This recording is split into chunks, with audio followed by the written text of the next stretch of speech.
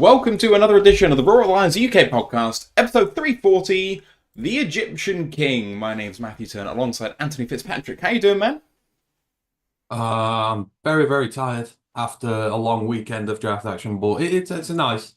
I like to do this last show on the Sunday morning and just be able to relax and chill a little bit after all the mayhem. So yeah, tired but fulfilled. Another draft cycle is in the bag. Yes, and now we just have to diagnose and find out all about our players. We'll do some of that now, and some of that is going to be coming out in the next few weeks and months as we get to know some of these guys, especially on day 3 and the UDFA is on the way to training camp. We hope you've had a great draft and a great weekend. Do come and join us on our Discord channel, link in the chat right now or on the audio podcast description. We are, of course, chatting all about that right now. College football podcast, and this is going to be your next job, isn't it? To have a look at all of the new college rosters. The transfer portal's gone absolutely mental in the last couple of weeks. You've got a heck of a job on your hands to bring the college show back in, I don't know, a month, 6 weeks' time. Yeah, that's what today's job is. I will start doing some of it today. It's a nice Sunday. Not got a great deal to do. I'm just going to sit, chill, write a few notes and a few bits, and it's good because I have a lot of the notes from last year, which I then put into this year's ones. So yeah, it's all go again now. We've gotta go up for the next cycle, and I must admit, even I'm disgusted about the amount of 2026 draft chatter in our Discord at the moment. Like, even I'm disgusted. There's loads already, but hey, if that's what it is, it's generated interest.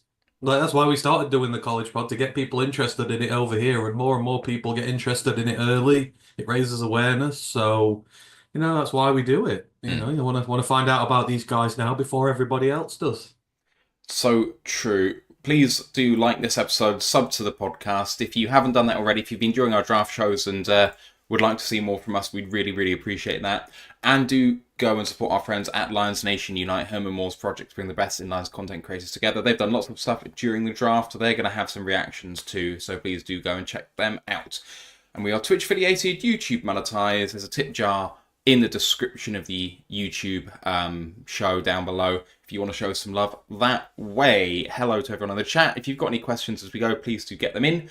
We have some great guests for you for this show. In half an hour's time, we're going to have Graham, returning guest of the Bucks UK, talking about how they've done in this draft and how their season went.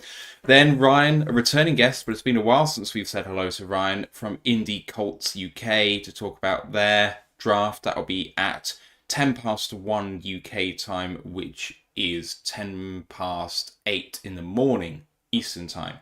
And then half an hour after that, a new guest, Mitch of 12 Talk Pods, a Seattle Seahawks podcast. He will be joining us to talk about their draft, and Ant will try and hold back as best he can, but I wouldn't be surprised if he doesn't, to be honest. The pain is going to come out, I think. Anyway, all of that and more coming, but first we're going to have a look at the draft that was from the Lions' perspective and overall. We're going to start with overall with some superlatives, as we have done when we've looked back at day 1 and day 2. And there's a really obvious answer to this. There's a really obvious answer to this, and we talked about it yesterday. What's the biggest reach of this draft so far for you? Oh, yeah, it's not a reach. Well, it's maybe part of reach, but it's the value given up for the pick. It's obviously Tesla right now. That's the From the Lions' perspective, you mean? Oh, I thought that's what you were asking for. Well, oh no, sorry. Are we like. You just said we're going to talk about the Lions class, and then Lions class and around the league. We're talking about the Lions in a bit. But sorry, yeah, my apologies. My fault. No, that's fine. We'll go back to that. Right, there is a linebacker in there. I think it was Shamar James. Was it that I was? Mm-hmm. That was the one that immediately came to mind. I can't remember who did it. Dallas at 152. And they drafted Shamar James. That was a massive reach. Certainly. Let's just who else was there? I mean, so there were a couple of linebackers who got drafted ridiculously high. Sorry, you go on. I mean, I was just going to say the super obvious one I was alluding to is Graham Mertz, quarterback, formerly of Florida. I don't know where he actually ended up in the end, but I mean, how did he get drafted? How on earth did the Houston Texans think that it was worth trading up to 197 to get Graham Mertz? Yeah, that was tough. I don't know. Um, he must have blackmail tape on somebody. He's just not good.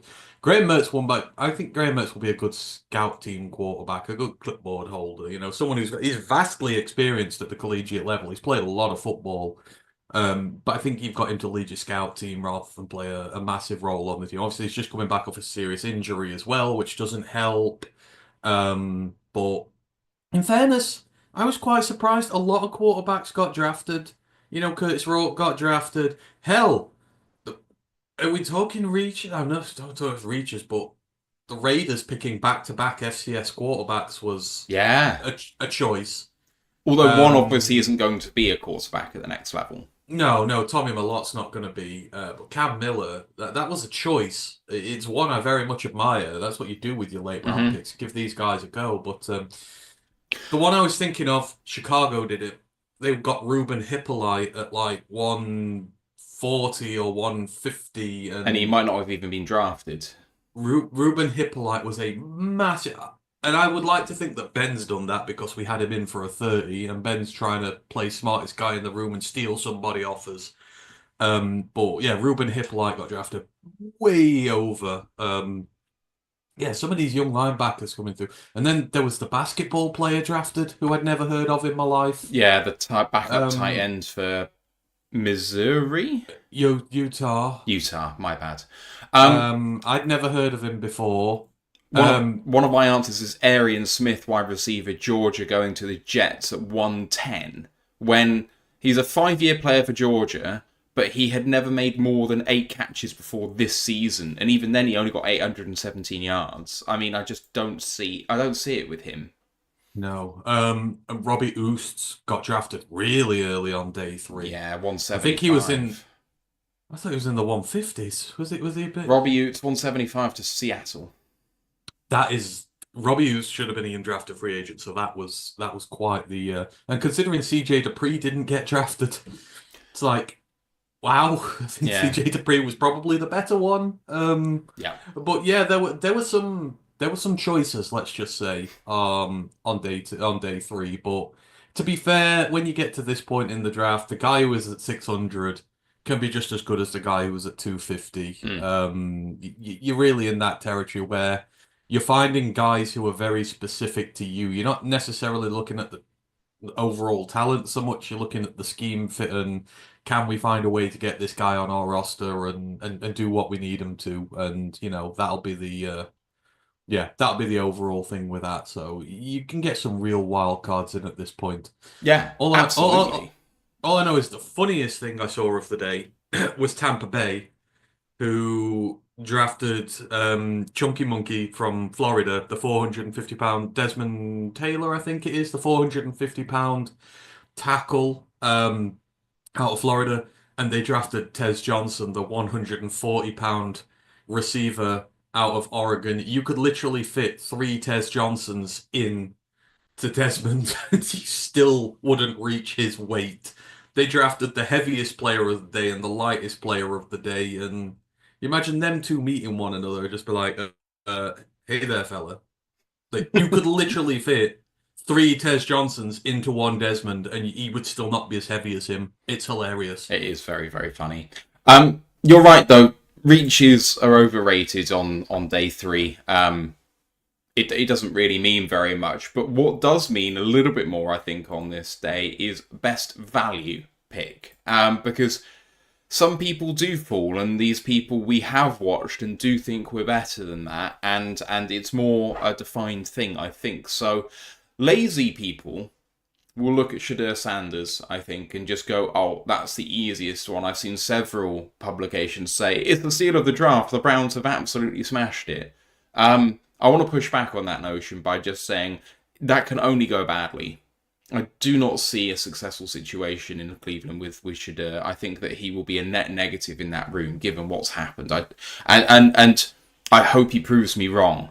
But the fact that they already went quarterback as a rookie and that they already had three quarterbacks in the room, one of which will be on IR. But I mean, they gave a $3 million fully guaranteed deal to a former first round quarterback of this decade as a backup already. Like, I don't really understand the thinking there. But otherwise, in terms of valuable day three picks, I think Chase Lund sticks out as someone who was much more highly rated than where he was drafted in the late seventh round. Don't know if you have any Oh, thoughts. no, I love Chase. I think that is great value there. The Shadur one very quickly. You're right. Nothing good can come of it because you've passed up on that quarterback 6 times. It's it's very hard to then sell the quarterback, oh, go out and give everything for us when we passed on you 6 times. It was the whole Hooker thing again for us. We passed on Hooker 3 times. It means you don't really want him as Mm. you don't see him as your starter. If you see him as your starter at any point in the future, you never trade back for them. Yeah, Ever. yeah. Um, people always go, "Oh, Lamar and that," but the Ravens got lucky with Lamar. Like he could have gone elsewhere. I don't think when they first drafted him, they saw him as their franchise quarterback like he is now.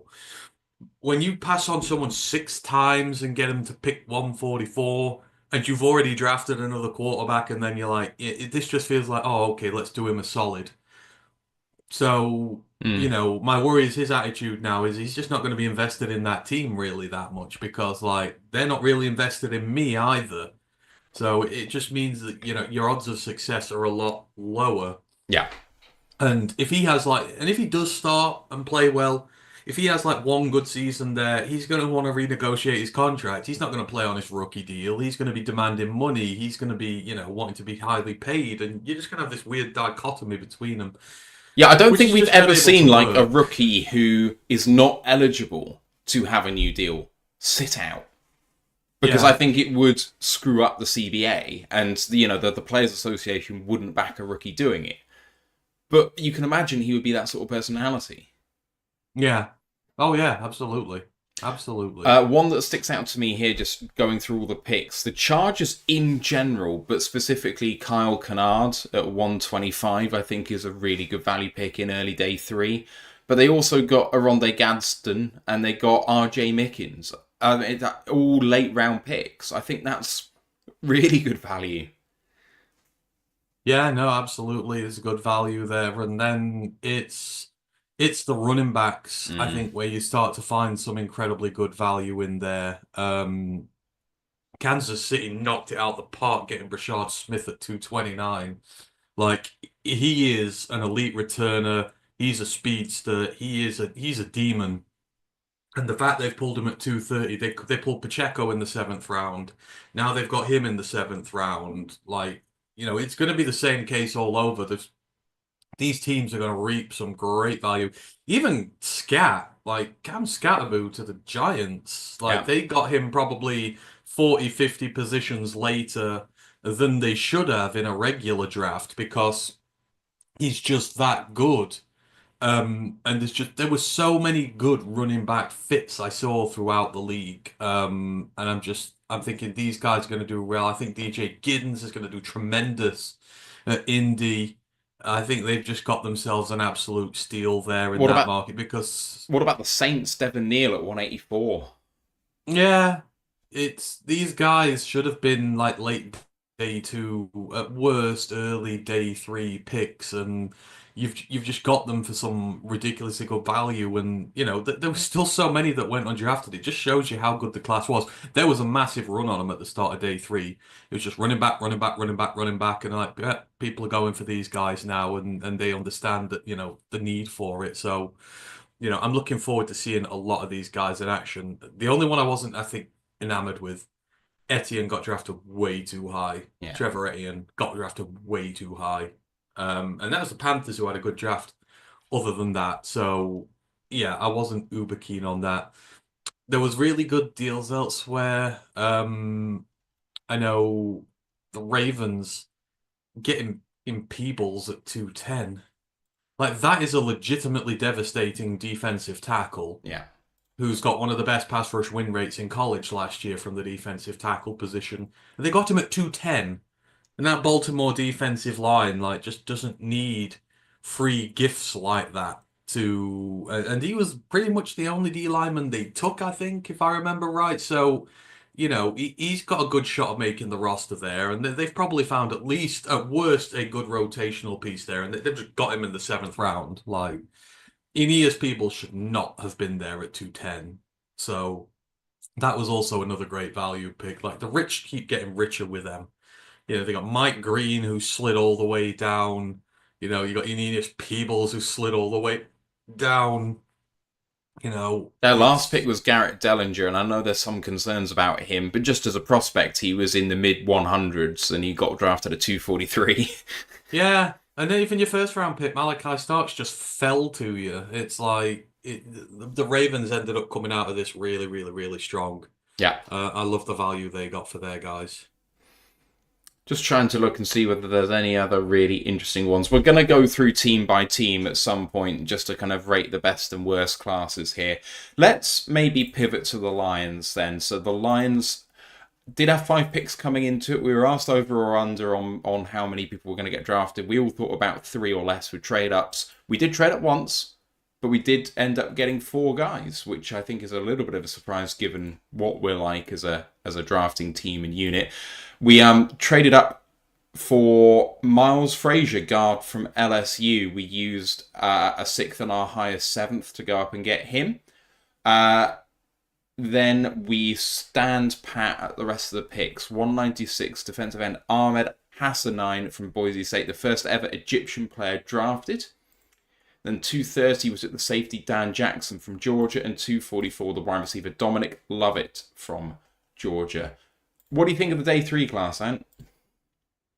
I mean, there's a lot to potentially like about it, especially the first couple of ones. Obviously, Frazier, you want as much competition on your offensive line as possible. Obviously, Tate Ratledge is in the building now. You got Frazier in the building. Obviously, Christian Mahogany is here. You've still got Glasgow. Like, you're gonna have a fierce competition now for those spots, and we need to find the new guys of the future on that line. So, and in Frazier's case, I think there's the possibility they start to, because I know Brad said in his press conference they're going to start cross training both of them, him and Ratledge. So you kind of figure that I would not cross train Ratledge. He's too big to be a center. I would do it with Frazier and see what you can get off him, because Frazier has naturally played all across the line anyhow. So, but you need depth and you need competition. Obviously, there is no guarantee that someone like Frazier makes this team, because you still got, you got likes of Kaidi, Oshika, and guys like that in the building. And unfortunately, with the amount of development prospects we've got on the line, there's only so many guys that we can take. Yeah. When you're carrying guys like Manu around, that, and potentially Skip. I do think it means the end for Colby Sorsdal. I can't see a world in which Colby Sorsdal now makes this roster, because if he does, someone big is getting cut. Because you look now, and whether they're going to end the experiment with Skip and give Sorsdal Skip's spot, I don't know, but he's in a lot of bother now. Because if you think about it, you've got your starting 5, assume it's Mahogany in there, then, you've got Frazier, which is 6. You've got Ratledge, which is 7. You've got Awashika, which is 8. You've got Manu, which is 9. And then you're already down to 1 spot at this point. And, you need more depth along your line. You need more guys. Yeah, you didn't mention Skipper or Sorsdal or Neves. Skipper, Sorsdal, Neves. If you wanted backup centre who only plays centre, we've got the guy out of Florida who was a UDFA last year, who we know they really like. That's the one. Yeah. So, and that's, you're struggling even if you take 10. Yeah. If you take 9, those spots are just, they're very precious. Well, so, frankly, you've got the starting 5, and then if you take 9, you've got the 2 guards, Manu, and one other. Yeah. That's it. You have to take all 3 of those guys. Yeah. And it's, again, you're trying to find the balance of having enough actual experience in there with guys like Awashika as well. You can't just take all the rookies. That is the danger there. You can't just take all the rookies. And this is the same discussion we had last year. Like, if you want to carry all these development guys on the team, that's fine, but you're reducing the amount of experience backups you can take with you. So this produces an interesting conundrum now. I still think Graham might be in danger when all is said and done. And it's not because I don't like Graham Glasgow. I love Graham Glasgow, but I, you know, we need to start putting young players on this team. We need to start putting cheaper players on this team. We need to start, moving these things around. You've given a second and a fourth up for Tate Ratledge. He's not just a second round pick, he's a second and a fourth round pick because what you give up to get him. And then Mahogany started playing well last year. So Mm. it's an interesting getting Fraser for me signals if they are going to try and make the spot and get someone who can play centre there, that they are thinking about life after Graham right now, Yeah. potentially, and Mhm. doing that. And I think that's the right thing. As I've mentioned a lot of times now, we've got to start getting the bigger contracts off the book for all our young guys. And he's in that sweet spot where it's a lot of money and we could do with having someone cheaper. So, but we'll see. At least, as I say, Fraser's he's going to be good depth competition, and hopefully it'll spark a lot of competition in camp. Hell, it might inspire Graham to start playing back up to the levels we know he can again, and we do roll with him next year with one new guard in there. That could be a benefit for us. So we'll see with that. Hassanine, obviously we've been waiting for an edge for a very very long time. Hassanine is exciting. I know Ryan particularly loved it. We love our Mountain West football. Mountain West football is tough. It is gritty. It's the conference that most epitomizes the Lions, I think. And we've seen a succession of these tough, gritty edge rushers come out of there in recent years. You think of the likes of Cameron Thomas. You think the Colorado State edge rusher last year, Camera, I think it was. There's NFL level talent that comes out of those conferences, and you've got to be really, really tough. You've got to be really good against the run because it's just a physical trench warfare all over that conference, and you can see it in the way Hassanine plays. He's really good when it comes to his run defense, and he's quite well trained for someone so raw, considering he's not been playing that long. But then the rate that he gets to the passer, like this is a nearly 280-pound man who had the fifth most pressures in the entire FBS last year. Like his ability to get to the quarterback and to get to the quarterback quickly is it's something we've been crying out for, as I say, with our big ends. They're not good enough pass rushers, Mm. any of them. They're just good against the run and they are subpar at getting to the quarterback. We need a mixture.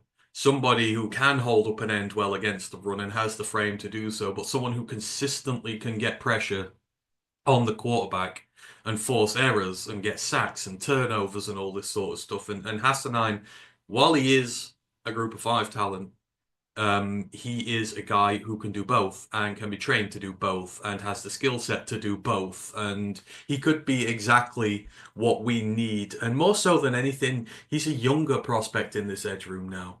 We've got a load of journeyman vets in that room, really, and Pascal now opposite Hutch, and that's really it. We did need to start investing youth into the room, even if it's late day guys who we can stash on the practice squad. Oh, sorry, put on special teams and do all that stuff with first, and then bring them through onto the team. So Hassanine's a really good start for this, especially if you get Zedarius back. Like your room then with Zedarius and Hutch there, Hassanine would be he'd be your impact pass rusher you bring in, go get him boy and do that and then work him into the run defense part of it. And then you've got good depth after that. Marcus Davenport can be the rightful edge 4 or 5 on the roster. Pascal can be the other one. And then actually, things are looking pretty hunky-dory for you. So I know it's only a round 6 guy, but I think he will surprise a lot of people. I know everyone's enamored with the interviews and that already. I love that sort of stuff, but at the same point, it's like, right, come on, let's do this properly. Let's look at them properly. But I think he will make the roster, I believe, as a 6th round pick. He will flourish here, and you've seen the mentality. It's correct. It's the right way to go about it. So Yeah, I love that pick as well. The seventh, I'm just going to come out and say I'm not really enamored by either of them, but they're seventh round picks. Love it. I mean, and Jackson, Dan is, like you said, the working man's safety, but I don't know if he will beat out Strickland and co for that. He's good, but there are a lot of obvious deficiencies with him, hence why he was down there. So if you're asking me to say now, I reckon the odds of one or either of them being on the roster come the start of next season, I think is very low. I think there's no way both of them are there. But this is what they're for. These guys, you probably get them on the practice squad, and you'll probably develop them there and see what you've got with them. I think that's the right thing to do. So we'll see with them both. They're not two guys who I've particularly looked over a lot, but yeah, we'll see. I mean, I think when you look at route to the roster, you've got to look at Dan Jackson, the safety, over wide receiver Dominic Lovett. Honestly, wide receivers are a lot harder in the rotation to actually break into.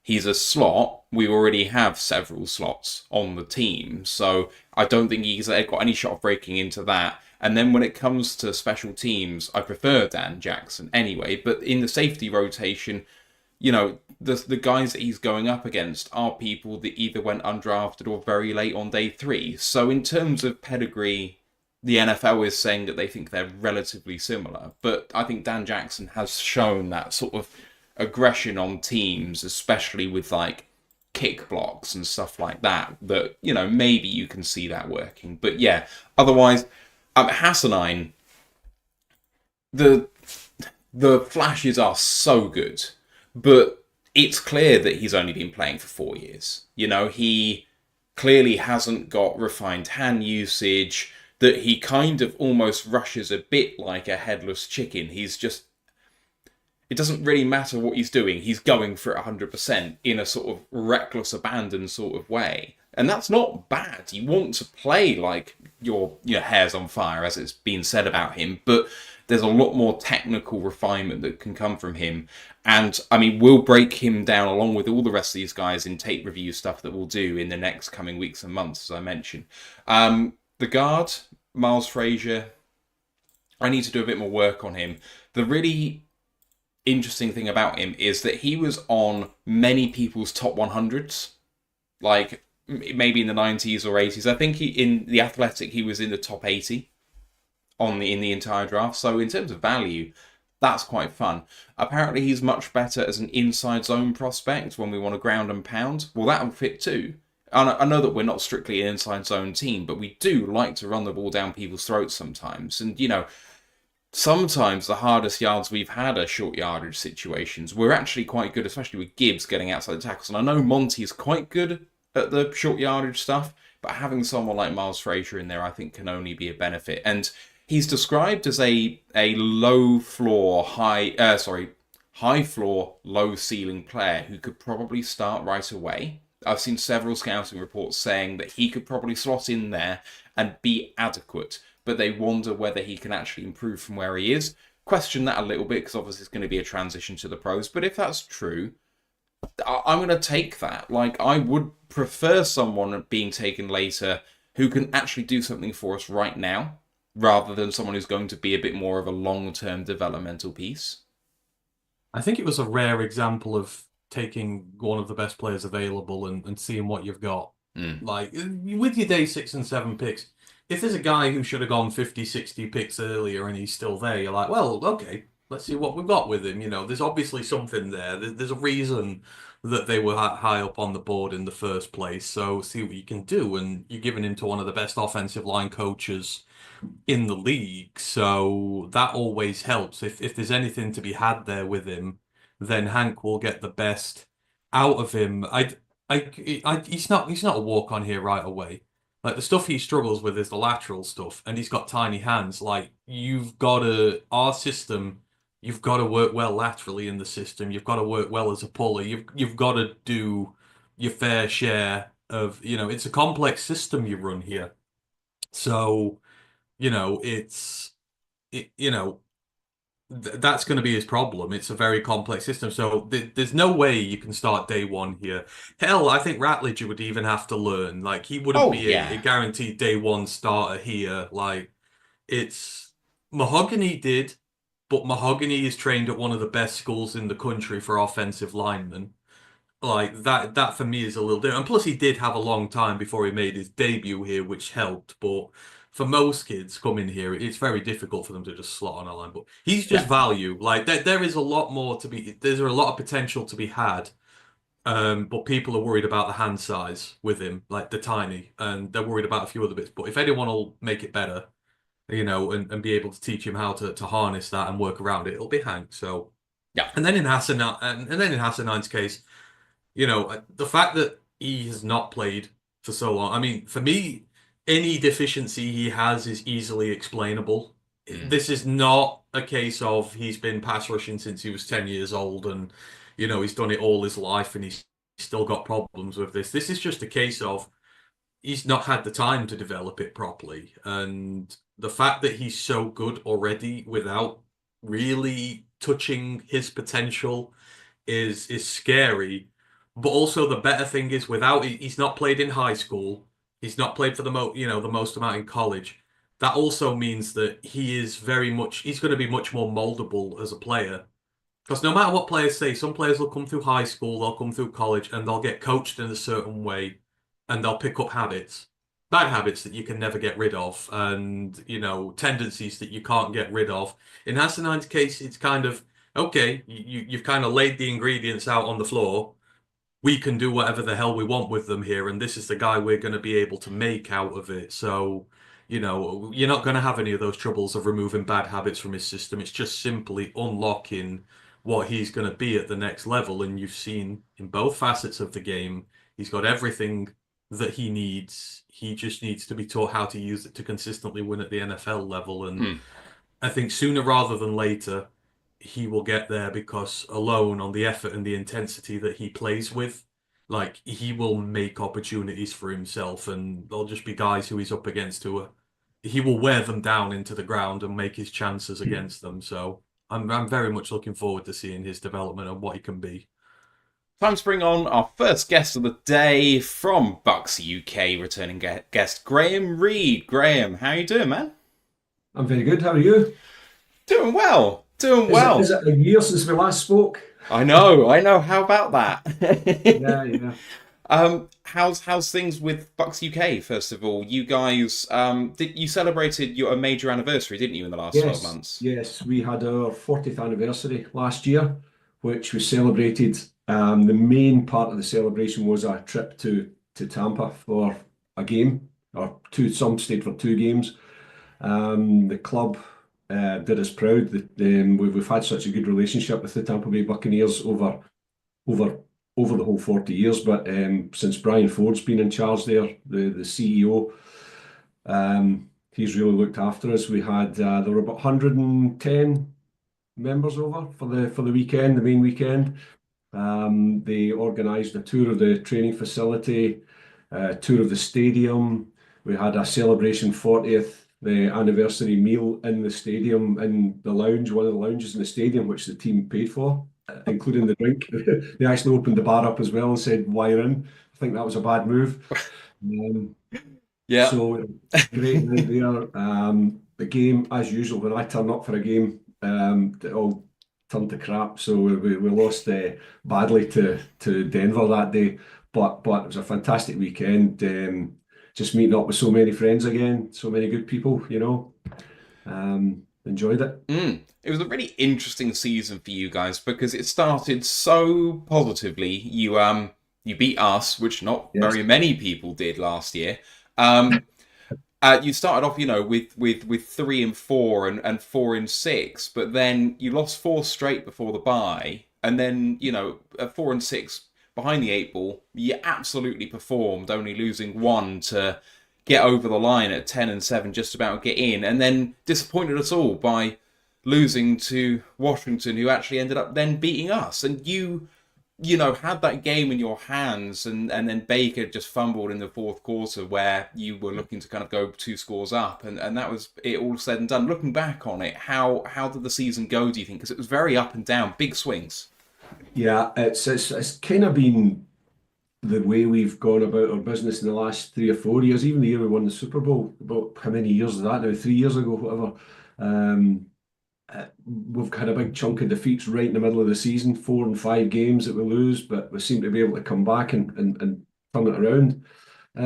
Difficult to understand why that would happen. As you say, with a fantastic start. I mean, the two wins at the beginning of the season set us off really well, because it was Washington. The Yeah. Washington game was the first game, and then the game up at your place. Despite, I think, Washington, Detroit, and then Philly. Philly, we gave Philly an absolute hammering, which was the best win of the season, quite frankly. If there's a team I detest these days, it's them. Sorry, any Philly fans, but yeah, that was a great win. That was really good. But even the Detroit, I think that was the game. Didn't Hutchison have about 4 sacks in the first quarter or something like that? Something like that. Ridiculous, absolutely ridiculous. We couldn't stop him at all, but somehow found a way to win. But I think you find a lot of the games we lost. I mean, at least 2 overtime games, 3 points. There was one, maybe 1 or 2. The Denver game, and I think Baltimore gave us a bit of a roasting. But I mean, generally speaking, very, very close games, and those close games on another day could have gone our way, including, of course, the playoff game against Washington. But yeah, I think overall not too bad. I think we still see ourselves in a bit of a rebuilding situation after not blowing, but throwing a lot of money at the Tom Brady era. Took on a lot of big contracts, moved them around a bit, and so we've had a lot of dead cap space to deal with. I think the fact that we are still competitive and have been, we've made the playoffs the last few years, is really down to the work of the GM, Jason Light. It's been a lesson in how to handle the dead cap space, really. He's drafted superbly. So we've had, I mean, from the last 3 drafts, I think we've got 4 or 5 from 2023. We've got all 7 from last year still, and they're making contributions in the team last season. And I suspect that kind of looking at the draft and looking at the names that have come out the pot this year, I think it could be the same again. But we'd like to get more consistency. I think we always would. But when you support a team like Tampa Bay, always expect the unexpected. I'm looking at your draft picks now, and Yeah. we're, after probably you're gone and all of our guests are gone, we're probably going to be ranking our favourite draft classes and worst draft classes across the league. Spoiler alert, you're going to be one of my favourites. I love Emeka Ibuka. I think he fits you like a glove. But just the entire class, 2 corners who should have gone much higher. David Walker, who we were particular fans of on this show. And then Elijah Roberts should have gone much earlier. And then Tez is an interesting prospect, shall we say. But like you said, all of those guys should be making your roster. But in terms of fit, they all make a great deal of sense. You had a massive need at edge, I think. And David Walker is such a tantalising prospect too. What do you make of the entire class? Yeah, I think cornerback and edge, or rusher of some description, was always these were the 2 main. We need depth at cornerback, because last year we ended up with like safeties playing corner just due to depth issues. We don't get enough pressure on the quarterback, simple as that. So we need some pressure in there. So we need some guys that are going to do that right from the start. And we're looking at 4th and 5th round picks, but you're hoping that these guys are going to be able to step in and make a difference fairly quickly. I think the surprise was going for Ibuka, a wide receiver in the first round. But yet again, I think if you look at the Jason Light's view on it, they were really high on the guy. He came to them. They didn't think he was going to get there. So they took the pick, and we've got Mike Evans and Chris Godwin's our top 2. Evans is now 11 years in. He's not going to go on forever, with the best will in the world.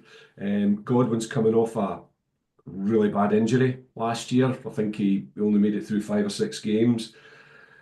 So the depth was tested at wide receiver last year. So this just bolsters the wide receiver platoon, and I think this one could prove to be a really good pick in the first round. cornerbacks, as I said. Now, you guys, I love coming on here. You guys know your college football a lot better than I do, so I like to hear what you're saying, what you're telling me about these guys. Certainly, reading up on them. I think was Parish? Did he come off an injury? No, it's Benjamin Morrison who's Morrison coming had an off the injury, yeah. So injury. he'd quite a bad injury last year and had I think it was a hip injury. So I think he probably dropped because of that. Mm. So whether you deem it a gamble or you just look upon it as a one-off injury, and as you say, you're getting a guy in the second round that probably could have gone in the first round. I mean, So Morrison was in a lot of mock drafts at the start of the year in top 15 range. I yeah, mean, yeah, yeah, so he fell basically a full round. yeah, So, yeah.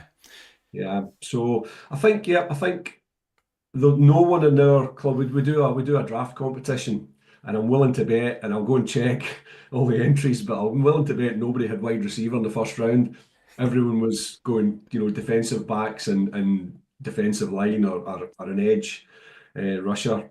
So that came as a bit of a surprise, but I think once everyone sat down and looked at it and listened to the coaches talking about the guy, I think we realised that that's been a pretty good one, and hope he can come straight in and make a contribution. It just feels like you future-proofed at wide receiver. Evans and Godwin are clearly going to Yeah, be the two, but once they're both gone, McMillan and Ibuka, yeah. you're hoping you're really just not taking a step back by the time that Well, Evans and Godwin are gone, that they will be just as good as those guys have been for you. exactly that. I mean, McMillan started. He'd a few drops, a few misses, miscommunications last year in the first half of the season. Second half of the season, he was the best wide receiver, rookie wide receiver in the league. He was Mm. absolutely lights out. He was making plays all over the field. So I think if he starts this season where he left off, he's really claimed the number 3 spot. If one of the other two goes down, then I don't think we'll get any problem just putting him straight in there as number 1 or 2. So yeah, he's been good. And if we get the same, as you say, out of Ibuka, in 2, 3, 4 years' time, they could be the 1-2. Absolutely. And looking ahead to this coming season, then, with what you've done in free agency, I mean, the only major thing I think you've done is by bringing in Hassan Reddick. Yeah, You were the one to take that chance when it seemingly looked like no one else wanted to, but there's yeah, no doubting the pedigree and what he can do if he's put in the yeah. right situation. So looking ahead, what's success for you this coming year? Because I mean, big favourites in the South, the Falcons. Everyone's going to be high on them again. Whether they Yeah. can actually perform, God only knows. But it is the Falcons, so probably not. The Panthers have retooled in a very nice way. I think they're going to go underrated this year because Young did turn it on down the stretch, and the Saints have no hope whatsoever. But so what defines success for you this year? Well, success, I think, will be winning the division again, quite frankly. I think you're right. I don't think Atlanta, I think they've overachieved a little bit last year. I don't think we expected as much from them last year, but we lost 2 games to them, and that made it difficult for us to win the division. Shouldn't have lost those 2 games, but you take it and you run with it. Mm. Think Carolina, I think they could be the up and coming team in the division now. I just saw them building last year, getting stronger and stronger as the season went on. Now I've not checked on their full draft yet, so I don't know how they've got on. But I think they're actually probably going to be one of the harder teams to beat this year. But for us, 10-7 last year, I think we'll be looking to get 11 or 12 wins this year. With a bit of luck, I think Mayfield's turning into what we hope to turn into.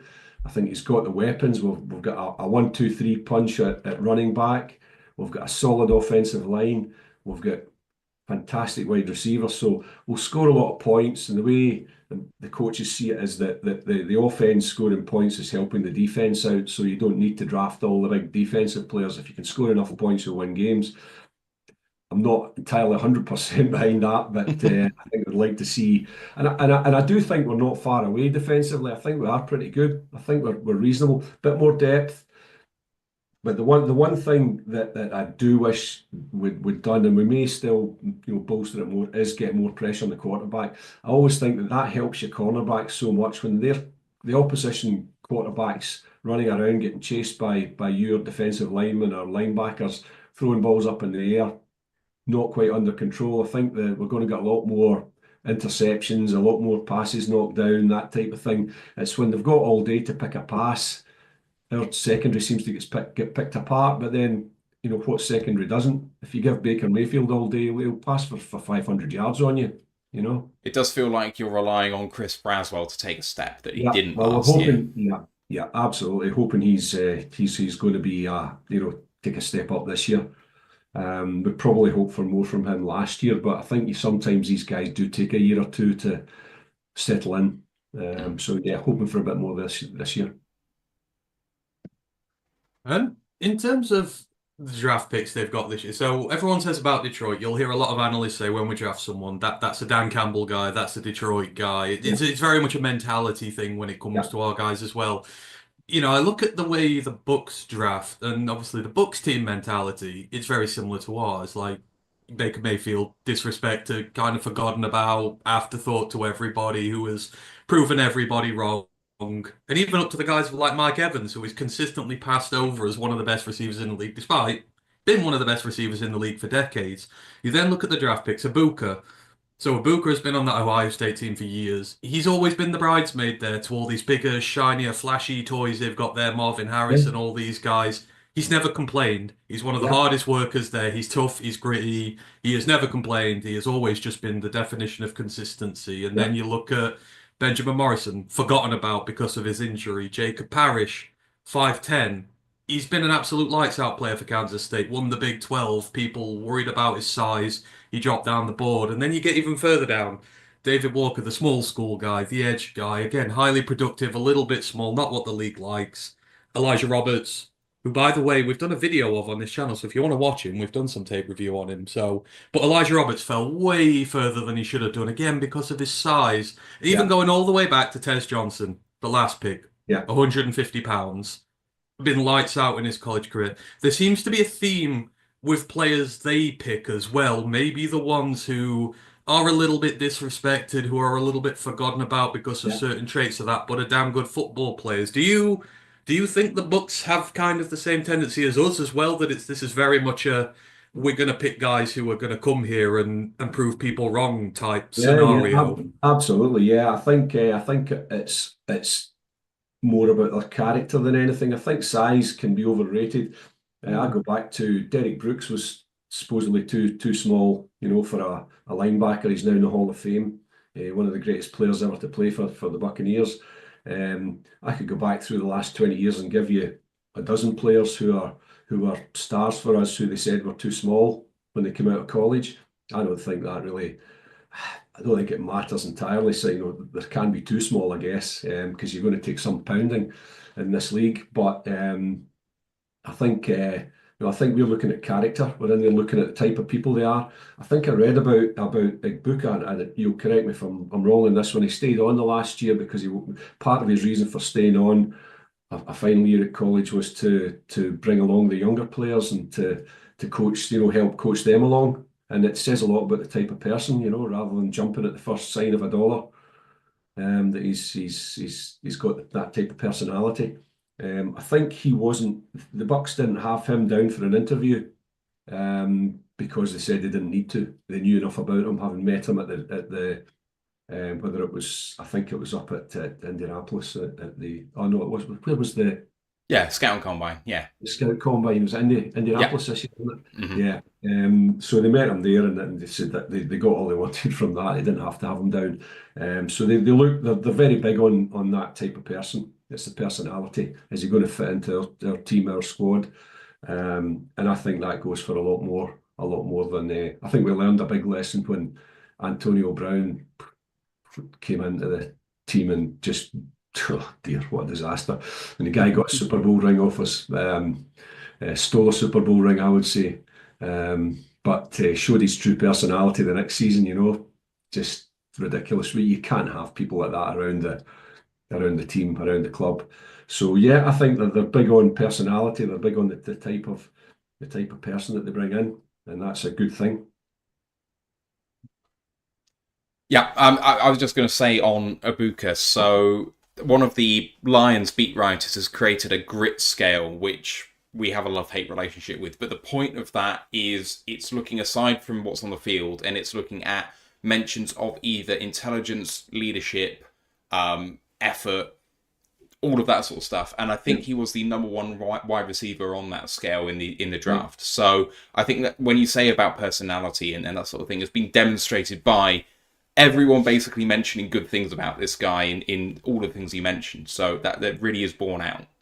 Yeah, absolutely. Yeah, I think it goes right through the club from the very top, right through the club. Players, coaches, the lot. Good personalities, good people.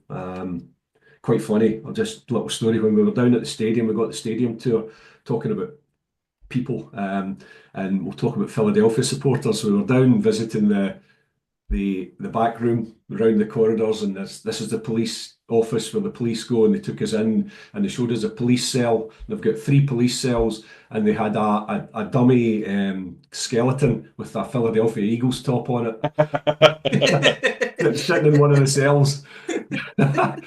And this is the week before the Philly game, so they said, yeah, this is what we expect to be in here this weekend. Philadelphia was famous, the old stadium was famous for having a court in it, so they could deal with the fans in it during the game.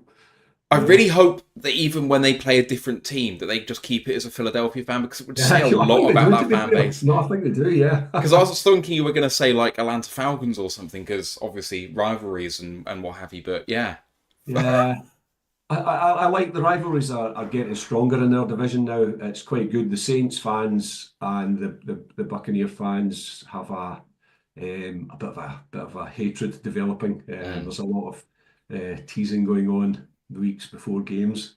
Falcons maybe not so much, but yeah, it's interesting. But there's long-standing rivalries which go back a lot further, like Philly, I suppose to an extent Detroit and Green Bay, Chicago from the old divisions. NFC Central. Yeah, the NFC Central.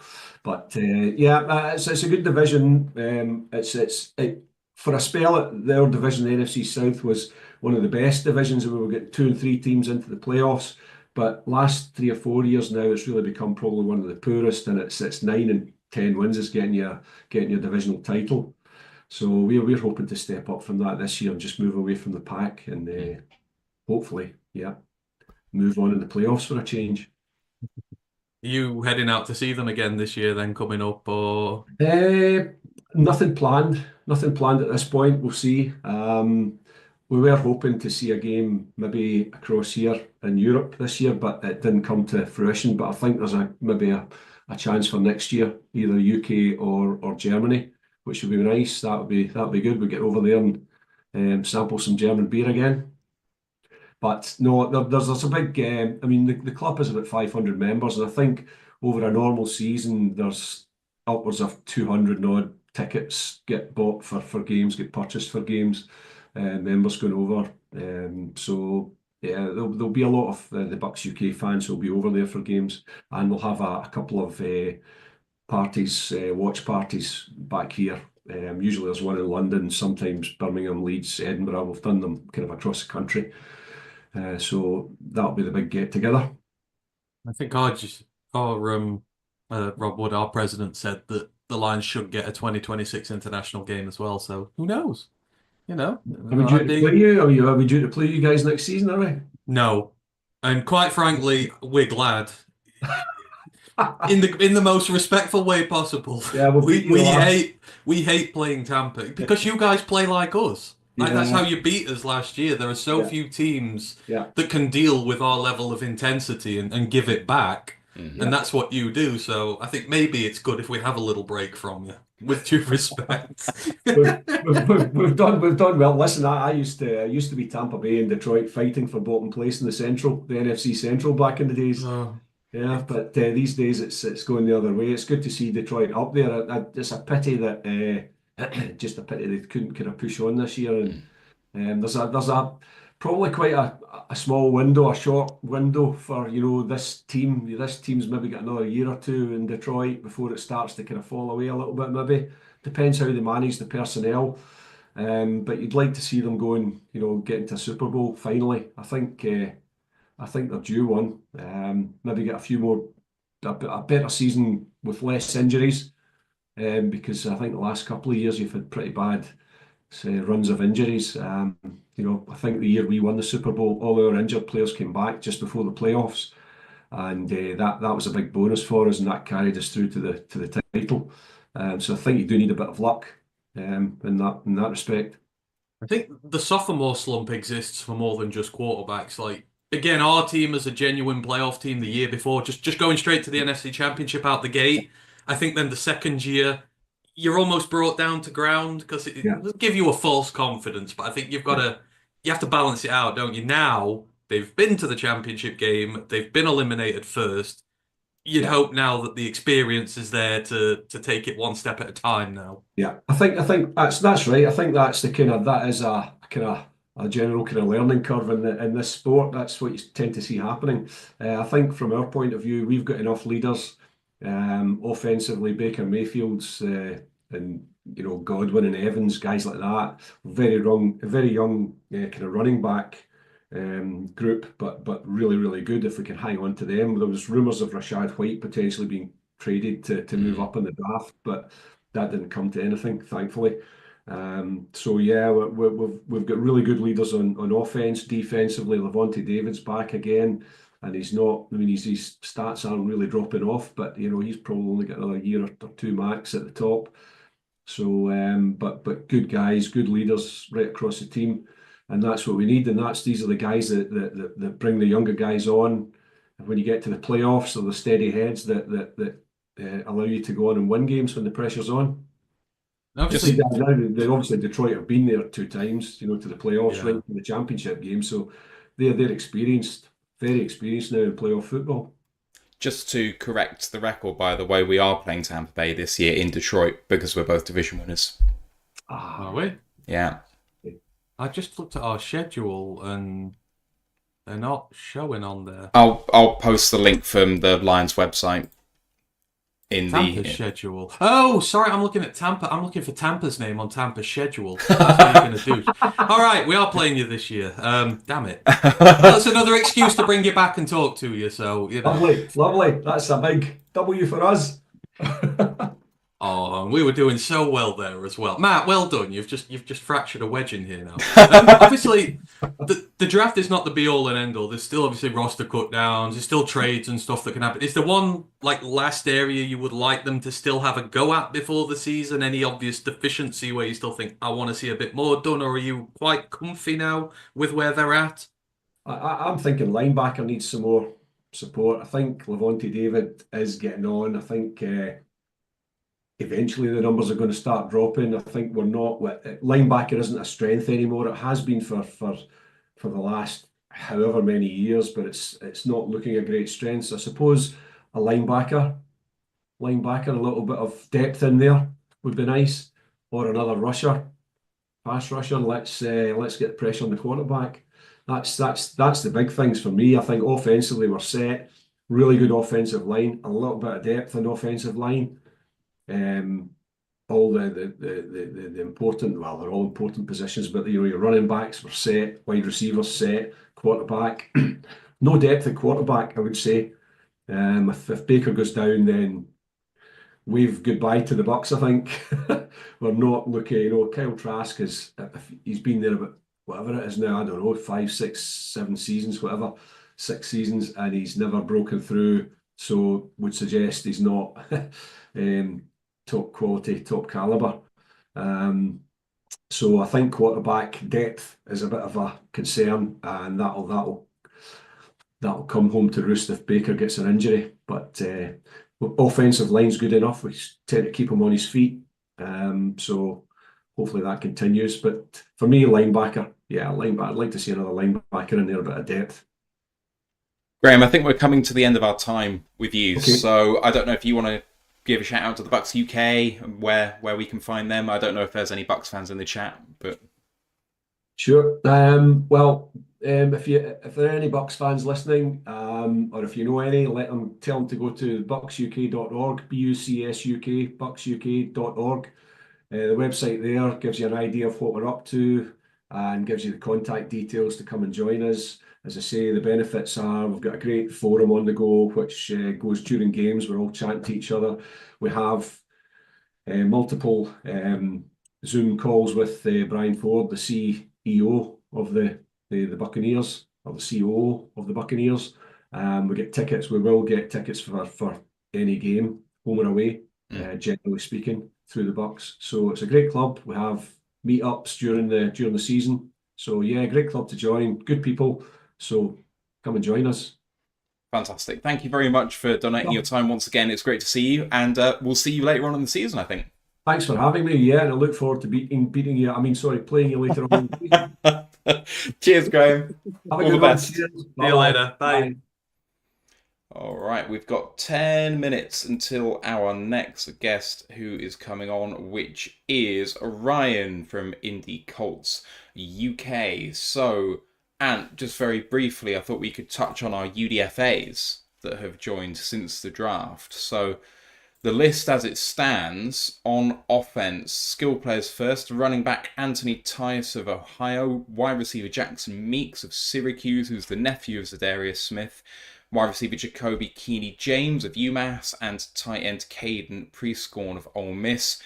Offensive lineman Mason Miller of North Dakota State and Leaf Fountaino of Arizona State. And then on defense, Keith Cooper Jr. from Houston, edge player, cornerback Gavin Holmes of Texas, and safety Ian Kennelly, Grand Valley State. I have to say, probably the most prestigious of all of those names is Jackson Meeks, potentially, Syracuse, because he was meant to be drafted probably midday 3, 5th round, 6th round, something like that. Actually, for me, it's Caden Prescorn. Caden Prescorn was once a very big deal in the tight end world. From his time, he's been at Ole Miss now. I think the last 2 years he was a Memphis transfer initially, but we were watching him back when he was at Memphis. He had a big breakout season in 2022. He's had steady, production at Ole Miss, obviously with all their big superstars on that team and whatnot. You can get a bit lost in the flow as you were, but he's a fairly decent blocker. It's gotten better as time's gone on. Obviously, he's had to adapt to SEC competition, but he's been a very competent pass catcher over the time as well. If you were to tell me that Caden Prescorn is our tight end 3 by the start of next season, I would not be shocked in the slightest. I think out of all the UDFAs, Prescorn's roster to the path to the roster is, well, not the easiest. It's very tough to get on our roster, but I like him. I like the fit here. As I say, he's just been a steadily good player. The run blocking's really good. His pass protection needs to get a little better, but when you're bringing him in as tight end 3, you're generally bringing him in for the run plays, and he's a big man. He's 6'6". I think he's about nearly 260 pounds, if I remember rightly. So he's got a good frame, if you're able to get the best out of him, which our tight ends coaches generally are. They teach him really well. Caden Prescorn is, for me, one of the ones to watch out for. You all right with Jackson Meeks? I mean, we did a little bit of work on Jackson Meeks on the college pod. He was at Georgia, I think it was, for years, and just didn't really do anything there whatsoever. So he transferred to Q's this year, and obviously he's been the beneficiary of one of the best quarterback season, well, the best quarterback season last year. He was Kyle McCord's best friend, and those two have just absolutely wrecked the ACC. While I will say the level of competition in the ACC was pretty low this year compared to normal, it's not the best conference to get a work on a receiver, which is probably why it's just 1 year of production. That's why he's not gone drafted. I can understand why he's undrafted, because he spent a lot of time in the big leagues before and didn't really get close to making an impact there. It's very hard to judge a guy off 1 year of production. But obviously he's been fantastic this year. If you can carry on developing the guy who they found last year at Q's, then you've potentially got a steal on your hands here. I would expect him to make the practice squad, with a view to potentially coming up during the season and making a few impact plays for us there. I'm not entirely sure what his history on special teams and whatnot is. I don't know whether he's done much in terms of returning. I don't think Syracuse used him as a returner So I don't think the return works there. I know he did work special teams there. He worked special teams a lot at Georgia, so you've got a vastly experienced special teamer as a minimum. But as I say, you've just got the 1 year of production as a receiver. Was that a flash in the pan, or was it something more consistent? That's why he's a free agent, because you just don't know at this point in time. But yeah, if I'm looking for guys who will make this roster, Caden Priestcorn is my early big favorite to be able to do so. Yeah, so Jackson Meeks, he took a fair catch for Syracuse. That was the only time he was a kick returner in his entire college career. Otherwise, he's a four-phase special teamer through his Georgia and Syracuse career, mostly in kick coverage and punt return work for Georgia, whereas at Syracuse, it was more focused on punt coverage and kick return. So it went the other way. So he's experienced in all four phases. So that should be an interesting route to the roster for him. Like you say, he had 10 catches in his entire college career before he transferred to Q's. And then absolutely balled out over 1,000 yards this year. His best game came against Holy Cross. But then the other three best games he had were against at NC State, at Washington State, and versus Miami of Florida. Those are no mugs. You know, not the Miami of Florida's defense was shocking last year. It wasn't fantastic. Hence why Cam Ward had to put up 40 points a game to win. But that's what I mean. It's very hard to read things out of one season. It's like, what's his face, the running back, Anthony Tyus. He spent years at Northwestern and really did nothing there, which is a concern because that Northwestern. I mean, when he was first there, you had the two of them. That you had the guy who ran Wildcat all the time. You did have a couple of good running backs there, but like last year before he transferred, there was not really much in that Northwestern room, and you still struggled to crack it. Then obviously you transfer down to the MAC.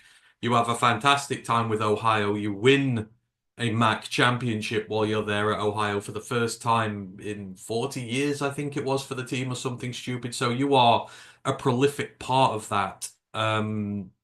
And it was what? It was an 1,100-yard season or something, and he was really good. 1,215 yards, 5.1 yards per carry, and 9 touchdowns on the ground. He's not a receiver in the slightest, so there's no dual threat ability there for him. But he's just a tough ground and pound guy. He had a fumbling problem, I know that much, because that was highlighted, I think, early in the season as well. So you've just got to be careful. It's the exposure to football. He's not played much starting football, just like Jackson Meeks. They've not played much starting football, and then coming right up to the NFL when you've not got that much behind you is just a very tough transition. So, like, there is a lot to like about Anthony Tyus as well, but it's just he's not very developed. Just like Jackson Meeks, not very developed, and this is why these guys are UDFAs. Single season wise, you're like, oh my, there's something there to be had, but you've got to counteract it with they ain't played much ball other than that, and production. While I love production, it's not the be all and end all. You've got to develop as well at some point. So, but there's certainly potential. I like what they've done and the guys they've got. I see that. I saw them coming in. I'm like, okay, I'm intrigued. I'm intrigued. I'm intrigued. Like when I know who the guys are. In a few of these guys' cases, I'm quite intrigued. It's like, well, they've done something right because they obviously see a little bit of potential there as well. Obviously, a few of these guys are locals as well. Obviously, the Grand Valley State signing is local. I'm not sure with Priestcorn. I feel like Priestcorn's local in terms of where he lives. I don't know if that's why they know about him a bit more, but and then it's interesting how many receivers they've got as well. Because we've got a lot of receivers knocking around now. There's going to be a lot of competition, for those spots. And obviously, I'm never gonna be mad at UMass prospects getting onto the roster potentially as well. There, Jacoby Keeney Mass. He's very interesting. Another one who's sort of it's just at the level they've played, whether you can do it at this level. Obviously, it's a big step up, but there's some really interesting prospects in terms of them just being able to, see what you've got with them and whether they can be a bit better. Because UMass, for all its problems and that, have produced some good players in recent years. if not there, have gone on to play at much bigger programs and have then come up to the NFL. So certainly you wouldn't write them off um, straight away.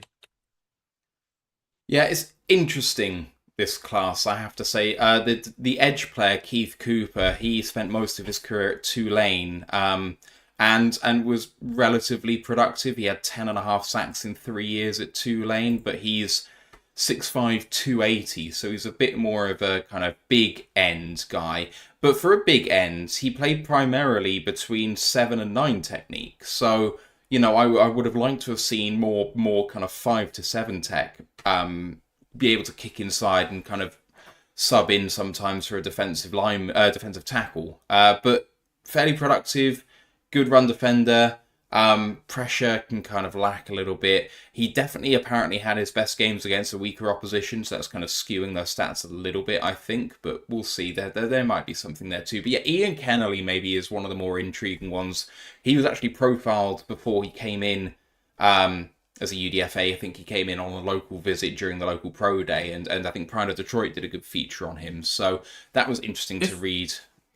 Yeah, I'd say Keely James again is the interesting one. So he came from Eastern Washington. He did nothing there for 4 years, and then he's come up to UMass this year, and he's gone off this year. This is a rare one where the production at the higher level is better than at the lower level. And I was thinking I remember the name because we did our independence, because we do our independence preview, and I'm sure if anything, he was the guy I put to watch on that team this year. Let me just see if I can find. Obviously, Tyson Fomachan was there. Oh no, it was Lake Ellis this year. But I did make a note saying that it was a big signing for them. But he's got more production at the higher level than he has at the lower level because he'd done nothing at Eastern Washington for 4 years. So that's just a very intriguing story as to oh no, maybe he's getting better. He's just developing and not played as much, and there's potentially a lot more to him. Obviously, he's a bit smaller, 6'1". Don't know where he fits in terms of like where he's going to play along that line, but yeah, let's just call me very intrigued by this list. More intrigued than recent years.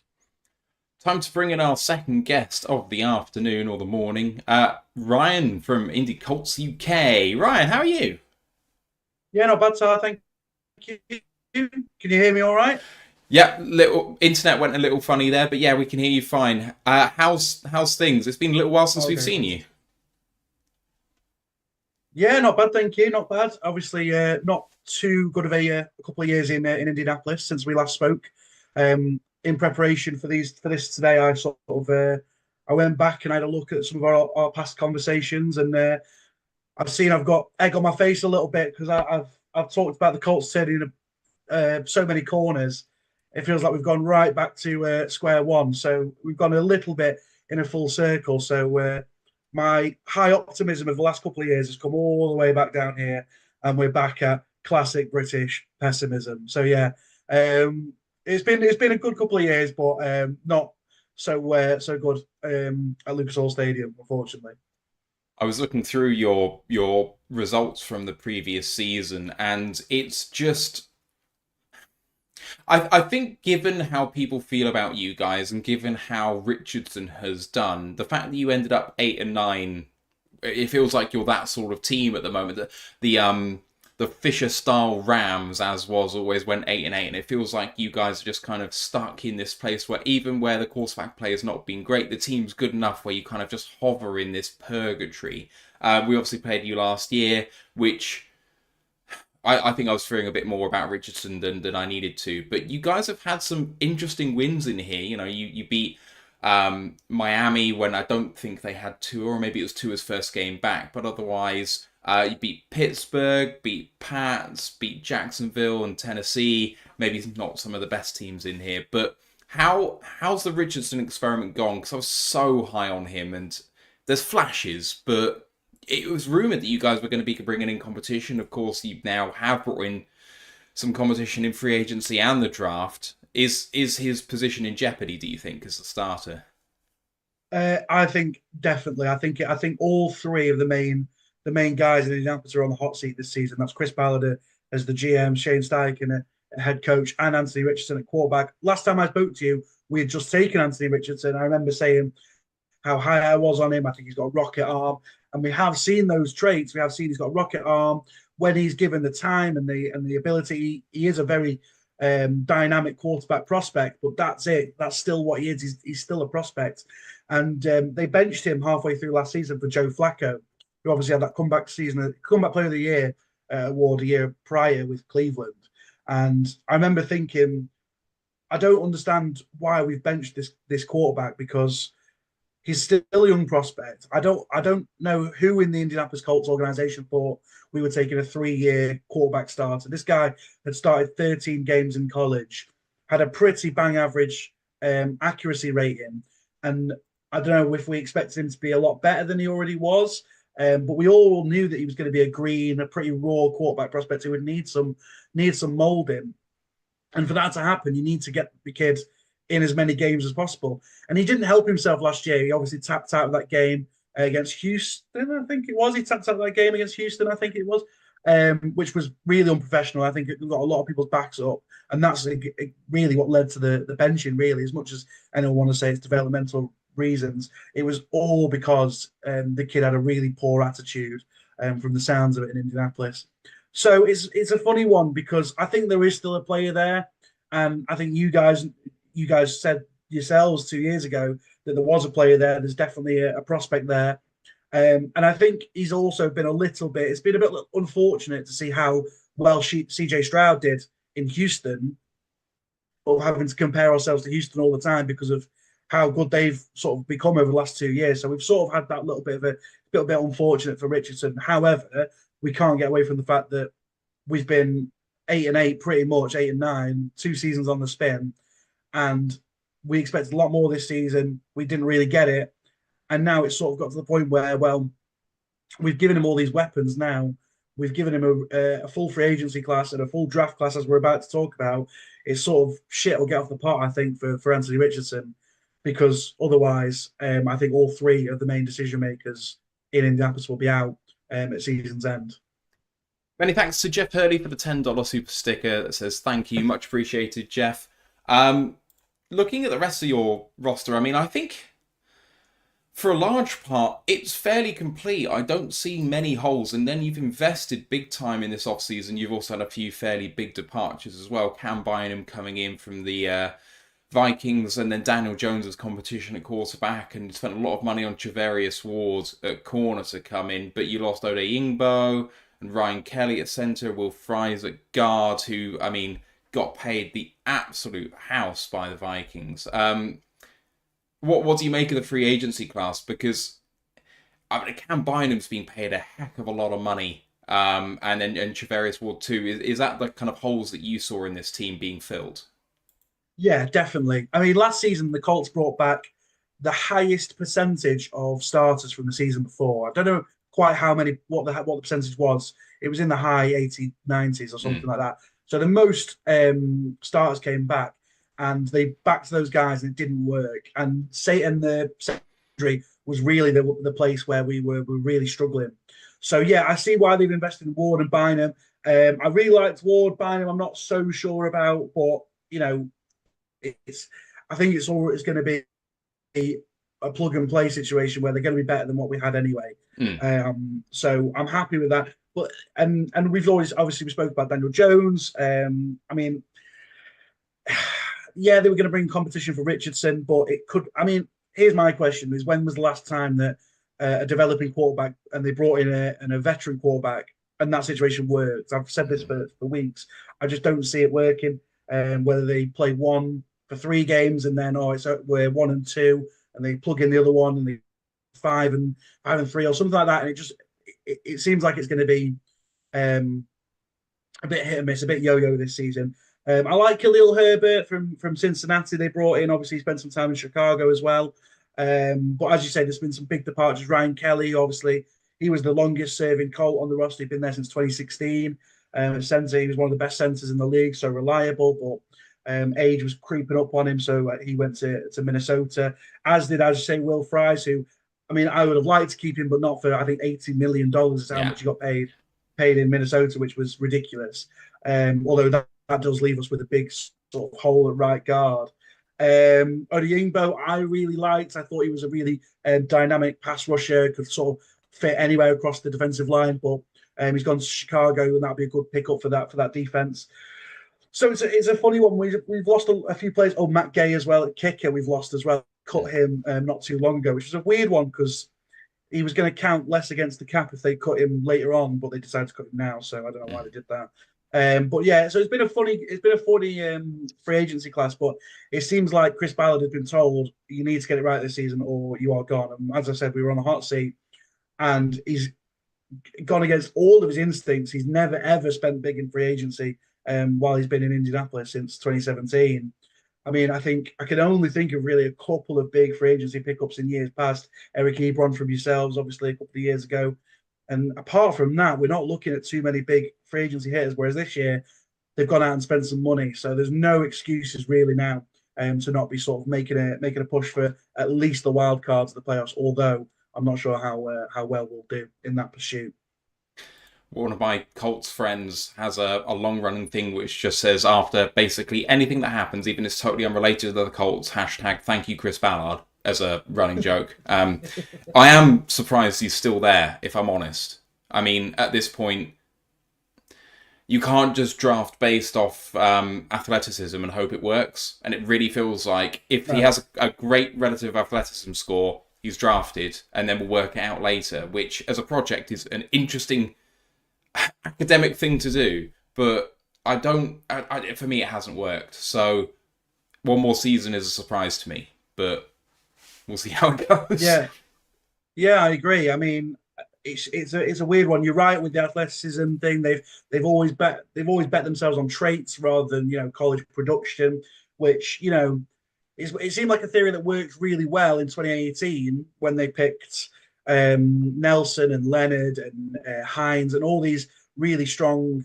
It was a really strong class, but then they haven't really had that sort of success recently. You're right. I was surprised he got given another year. It's a really funny one because I don't understand how many other GMs in the league get 10 years and 2 playoff appearances with 1 playoff win and no division titles. Do you know what I mean? Because that's what we need to start doing. We need to start winning the division because until very recently, the AFC South was the Colts division, and it was only the Colts who would win that, with the occasional Texans or whoever win. Whereas now we've not won the division since 2014, I think, or 2015 maybe. So I think it's one of those things where we're really languishing and we're starting to become a little bit. I mean, I say we've started. We are really, just as you said before, a purgatory team. It's just like consistent. If we have a really good year, you just know the next year it's going to be 5-11 or 4-12. Do you know what I mean? So you're right. I personally would have moved on this off season, but I'm not Jim Irsay. So, and I suppose the whole if Richardson flames out this season, do you get to get rid of all 3 of them in one clean sweep? The coach, the GM, and the quarterback, and you start afresh next season. So it's a funny one, but I see why they've done it. But it is really getting to squeaky bum time now for Chris Ballard. Shit, it'll go for the pot. I do like the fact that you're putting them together because I think the reason Ballard is still there is because they're not ready to move on from Steichen yet, rather than they don't want to get rid of Ballard. If you have a look at the organisations over the years that have done really badly at this, the Chicago Bears are the worst example. We were before this current regime. The Jets are also kind of there. When you don't take them as a package, if you get rid of Ballard now, taking a new GM, well, Steichen wasn't his pick, and you get into this inconsistencies with hiring the GM and then the head coach, and then they take a quarterback, and then the head coach gets fired. Well, it's not his quarterback, and then the GM gets fired, and that was just such a mess. So that's my theory, that they don't want to move on from Steichen, and so they're keeping the package. So I think it works. Let's move on to the draft. And you guys had, I mean, Tyler Warren was the most mocked player in the draft to one team. The fact that he fell to you, I thought was quite funny because I thought he'd go a little bit higher actually, but I ended up being wrong and he wasn't tight end 1 after all. But JT Tuimalau as well, Ohio State, he was someone I think people were really thinking was going to be a high first round pick and just never really kind of made that push, but still got good traits, nice pass rusher, and then obviously the rest of the draft happened. One that sticks out to me is Riley Leonard late on yesterday. What do you make of your entire class? I'm quite happy, to be honest. So I didn't stay up for the draft on night one. I really wanted to, but I'm a teacher these days, so I can't really justify getting up. Do you know what I mean? Staying up so late and then going to work the next morning. So I had to sort of like wake up, and I was straight on Twitter, and I was like, because I was really wanting Tyler Warren. Tyler Warren was my sort of number one. I wanted him to come to Indianapolis, and I was like you. I thought he was going to go higher, and it was funny. My dad is a Bears fan, so they're sort of my NFC team. So Tyler Warren, I was like, oh, the Bears are going to get him, the Bears are going to get him, the Bears are going to get him. And then they went to Loveland. They went Colston Loveland, which, I mean, it makes a little bit more sense, but they've got Cole Kmet. But obviously, as you say, Tyler Warren fell to us. I'm really happy with that. From what I can see, he's a very well-rounded tight end prospect, which we haven't had on the roster for so long. He can catch the ball. He's a really good run blocker, and a pass blocker. So it's something that we'll need, and he'll be on the field for sort of 80-90% of the snaps every game, which is desperately what we need, is some consistency on the field. And if you have a really good tight end, I mean, you guys will know yourselves, to have a really good tight end on the field just gives you that one extra option in the pass game. He's not just a pass catcher as well. He's had running. He's sort of been in the backfield a few times. I've seen him throw some balls up in the air, so it gives Steichen a little bit more of some trick plays to put in the playbook. I just say, Tui Malawa, I was really happy with.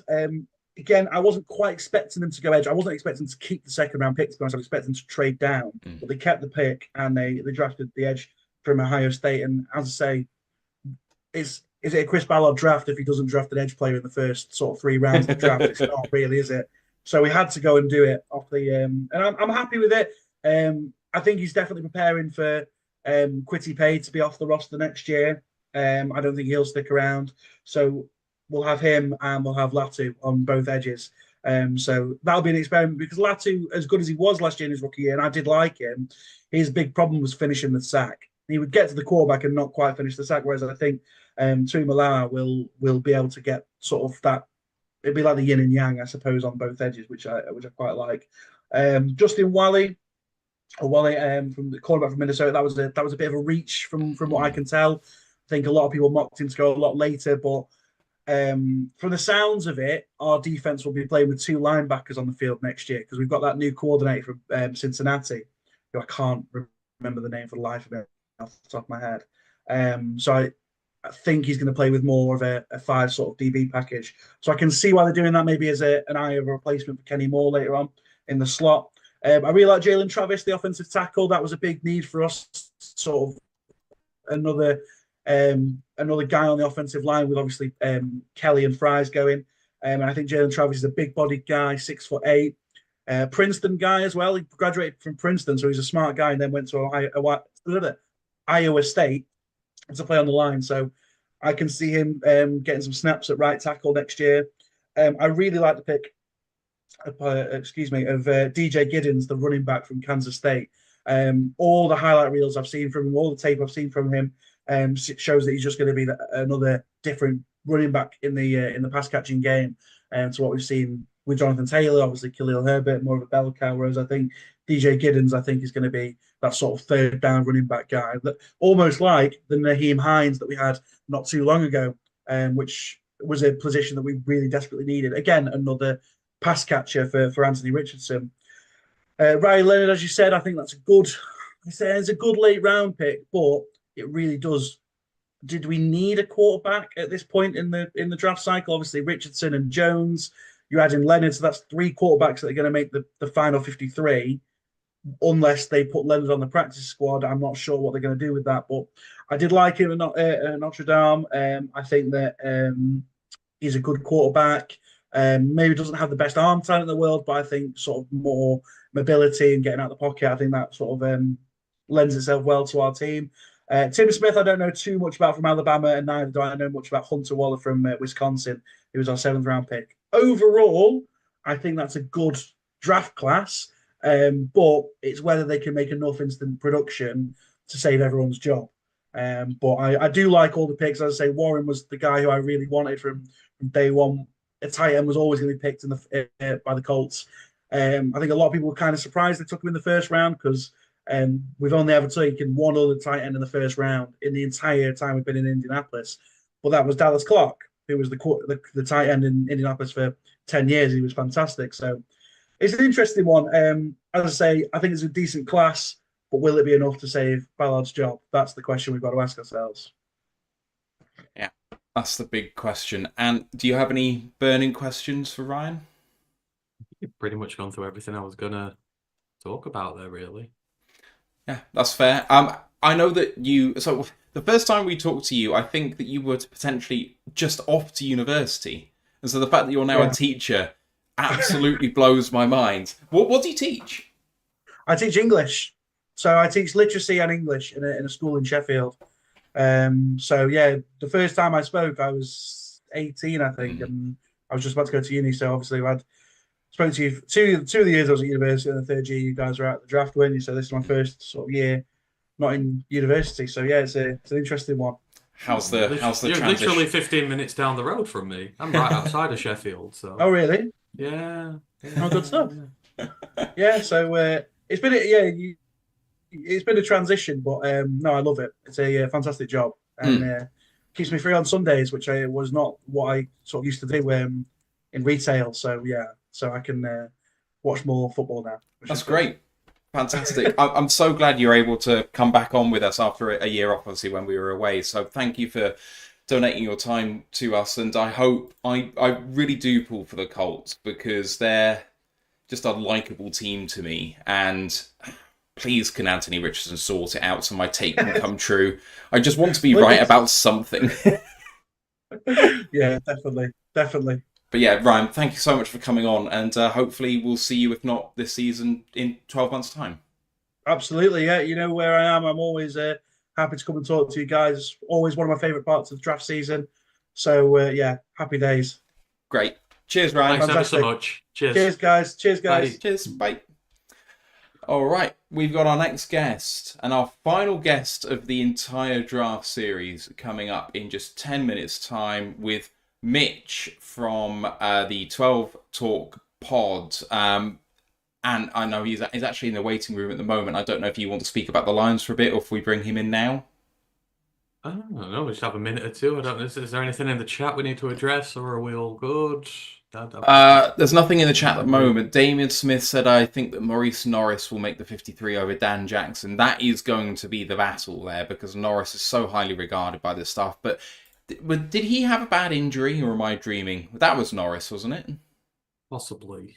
I mean, are we assuming Lawrence Strickland's on the roster as well at this point? Then I would assume that Strickland's going to make it, I think. Yeah, and then obviously, you know, we've still got roster cut downs and stuff yet. There are still guys they might bring in. It's just a tough route to the roster. Now, this is not, 2022 when 6th and 7th round picks could probably walk onto the roster because there was just nobody here. It's a lot tougher now for those depth spots. But at the very worst, they'll be here on the practice squad, and that's what you get them in for. Not necessarily put them on the roster right away, but to get the first dibs on them long term. So. You're right. I could see that happening in that world, and potentially if we've got a lot of corners on as well, if we're going to push someone across into the safety room from the corner spot, just to kind of alleviate the log jam that there appears to be there right now. That might happen. That might work against somebody. So it's going to be tough, but we see a lot of these guys, a lot of these UDFAs and late round picks have really fought the odds in recent years. So. Yeah, then the last thing to do on our show, apart from talk to Mitch, is to just very briefly go through the draft classes for 2025 and just kind of give some high-level thoughts and some thoughts on who are the best and worst classes out there. So I don't know if you want to make a start on that. Well, we've got guests in. Let's do the guest, and then we can just we can relax. We don't have to worry about any more guests after that. We can relaxedly go through them all to finish everything off.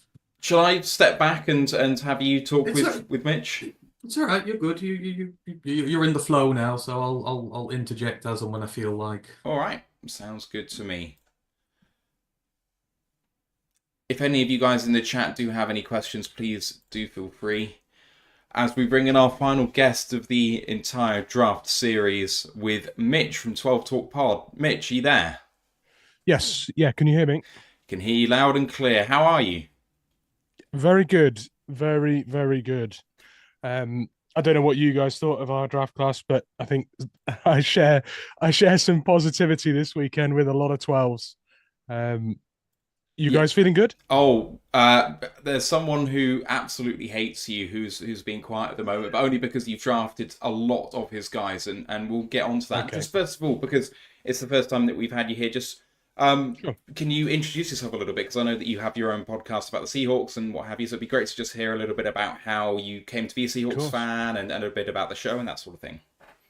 Yeah, so I became a Seahawks fan after a Super Bowl party years ago, and it was an infamous Seahawks bit of history because it was the Patriots goal line horror show, and my friends had all told me that following that Super Bowl, I had to support the team that won. But I took pity in the Seahawks and their travesty and decided that no, do you know what? Marshawn Lynch is a bit of me. I'm gonna follow the Seahawks. So that was a horrible moment in Seahawks history, but was the genesis of my journey into proper NFL fandom. So I can't hate it too much. Mm. And then the podcast itself, when did you start doing that?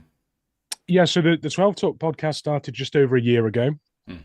My co-host Josh and I were part of a previous podcast, but we decided with that slowing down, we would branch off and do our own thing, take a new angle. We decided that we wanted to be a real community-focused podcast that gives the fans a voice, regularly getting members of the community on to give us their take, rather than clout chasing and aiming to get the biggest guest possible. We wanted to get the real heartbeat of the fan base and build from a community standpoint first, and that's been an amazing journey that we're loving still. So yeah, that's our pod. We are the 12 Talk Pod. You can see it there in my name there at 12 Talk Pod. You can find us there on anything worth, anywhere worth listening to something, we'll have us there. But yeah, we like to take a reasonable fact based standpoint on everything. We try to be reasonable. We're not too sort of hyperbole driven and sensationalist with our takes. We try to analyze and give honest takes on stuff. So that's who we are.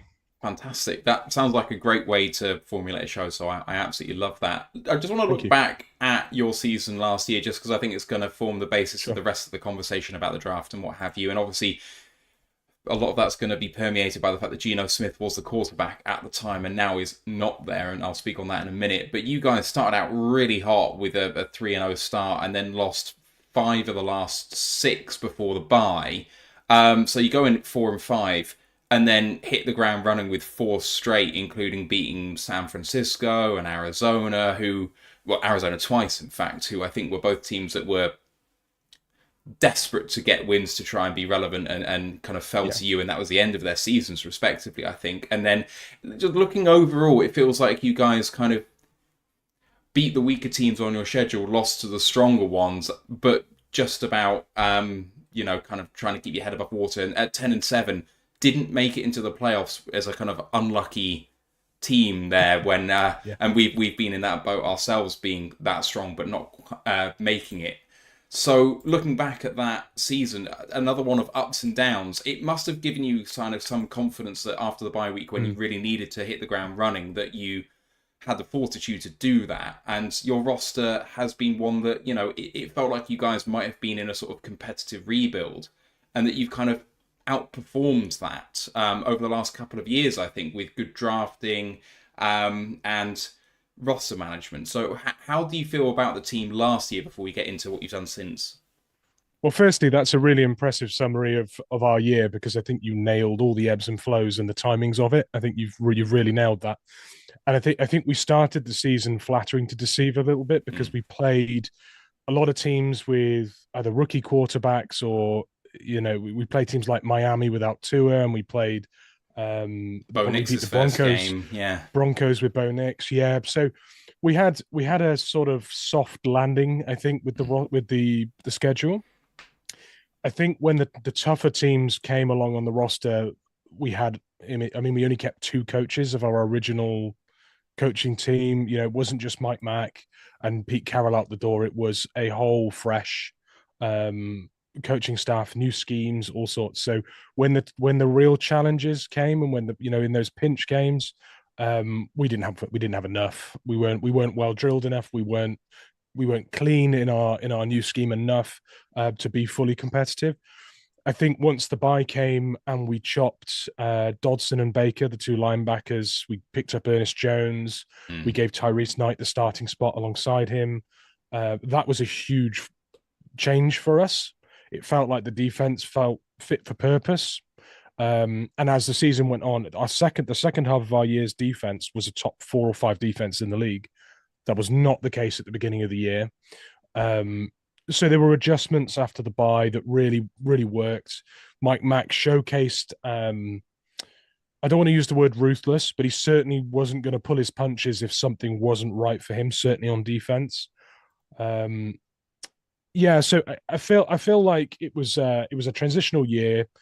We beat the teams we should beat generally. We did lose to the Giants in a game that still haunts, but I think that just adds a little bit of meat to the bones from what you said, really. But you structured your description of our year pretty closely to what I would say too. So, and it's really sorry.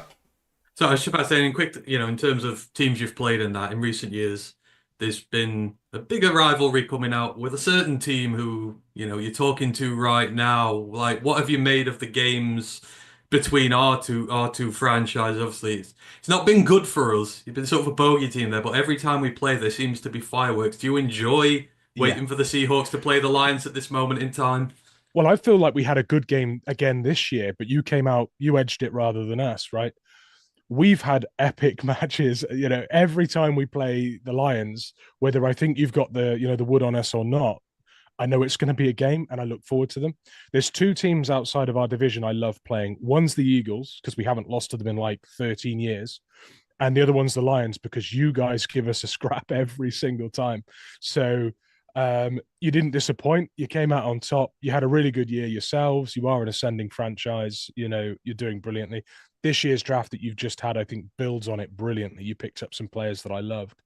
And I think you're excellently coached and led now. That's a huge change for you guys. There seems to be a real direction and an identity and a grit about the Lions franchise. And as much as you are a divisional rival, and if we get to where we want to be, we will be 2 teams scrapping for the next 5 years, I think, in that respect.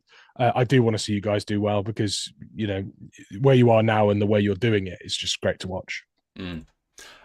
Talking about Mike Mack and the way that things were really kind of, he had such an idea of what he wanted to be in Baltimore, and then he comes over to you. I was thinking that his first full off season, where he really kind of gets a chance to butt heads with the GM and say, these are the guys I want. In free agency, you only signed 1 high profile defender, being DeMarcus Lawrence, which is a choice, considering how things ended in Dallas. I think that's going to be a really interesting thing to see if he can rebound to hit the better part of himself, because I think, tread on the tires have taken the toll with him. But the other guys that you've brought in have all been basically on the offensive side of the ball, especially Cooper Kupp, but obviously Sam Darnold coming in as well. It's all older vet guys, apart from Darnold, who obviously has had 1 good year, and you've paid him not top of the market money, but a pretty good bag. Right. What do you make of the change to Darnold, and then Kupp coming in, which sounded like it was needed really, with another wide receiver being on the move as well that you've let go? Is big changes for Seattle. Yeah, it is. It is, and I'll get to you a bit about Darnold and Kupp in a sec. You touched on the defense. I think part of the reason we haven't seen too many high-profile additions through free agencies to defense is that we've kept almost the entirety of that defense last year that came good Mike Mack built a fit-for-purpose, fully functioning, efficient defense by the end of the year, and he's kept that group together. He's added Lawrence to it. He does like to have 5 edge rushers on the roster. Lawrence made 4, and then now we've added a 5th as well. So in the draft, so I feel like the structure and what he's got on defense now is pretty good. It's got a good blend of youth and veterans. It's got some guys who have really performed at the highest level mixed in with some guys that can. So I think that blend is good. Offense, complete restructure, needs to be fit for purpose. It's a new system that's very different, and it has required some retooling. Darnold as a replacement for Geno is an interesting one because Geno threw an amazing deep ball, right? Darnold can as well. That's fine. This system now is going to be very quarterback friendly. It's going to be lots of stuff underneath, lots of slot involvement, lots of screens, blocking close to the line. It should aid the run game. It just projects as a more quarterback friendly scheme. There's that familiarity between Darnold and Kubiak, which is great.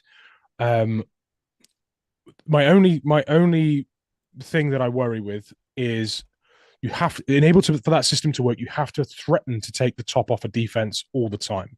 Otherwise, the safeties are up, it's clustered, everything you're trying to do underneath is, it's just a congested mess. Valdez-Scantling was brought in for that purpose, right? Just, run that go route, keep defenders on their toes, keep them honest, and, give your quarterback a chance. So Darnold as a fit is good. He's got quarterback-friendly environment and scheme. He's got good weapons. I mean, you can't ask for better route running in the slot than Cooper Kupp and JSN. I think that's a wonderful situation for him. The only person in the league that I think you could add to that as an improvement plays for your team. But, as a 2, that's pretty good. So I like the fit for Darnold. I think Geno would have shone in it as well. Everything that Darnold does, Geno could have done. Yeah, and I think the cut pickup's interesting because if we're playing with 2 slots in there, we're good to go. If we're playing with 1 and 1 gets injured, we've got a replacement. That means the scheme doesn't suddenly look like it's limping because whichever one of them's out there, you're going to look pretty polished. So there's a depth element. There's now a veteran presence again for JSN to learn from. So I was skeptical at first, but I can see Kupp working out, and I think Darnold's a good fit as well. So that's where I am with that. And the need for a wide receiver 2 was heightened by you trading away DK Metcalf in the off-season too. What do you make of that? I mean, was it just the point of it's where his value was and you didn't want to pay him a new deal after his contract ended? No, I think the vibes went for him very much when Pete went.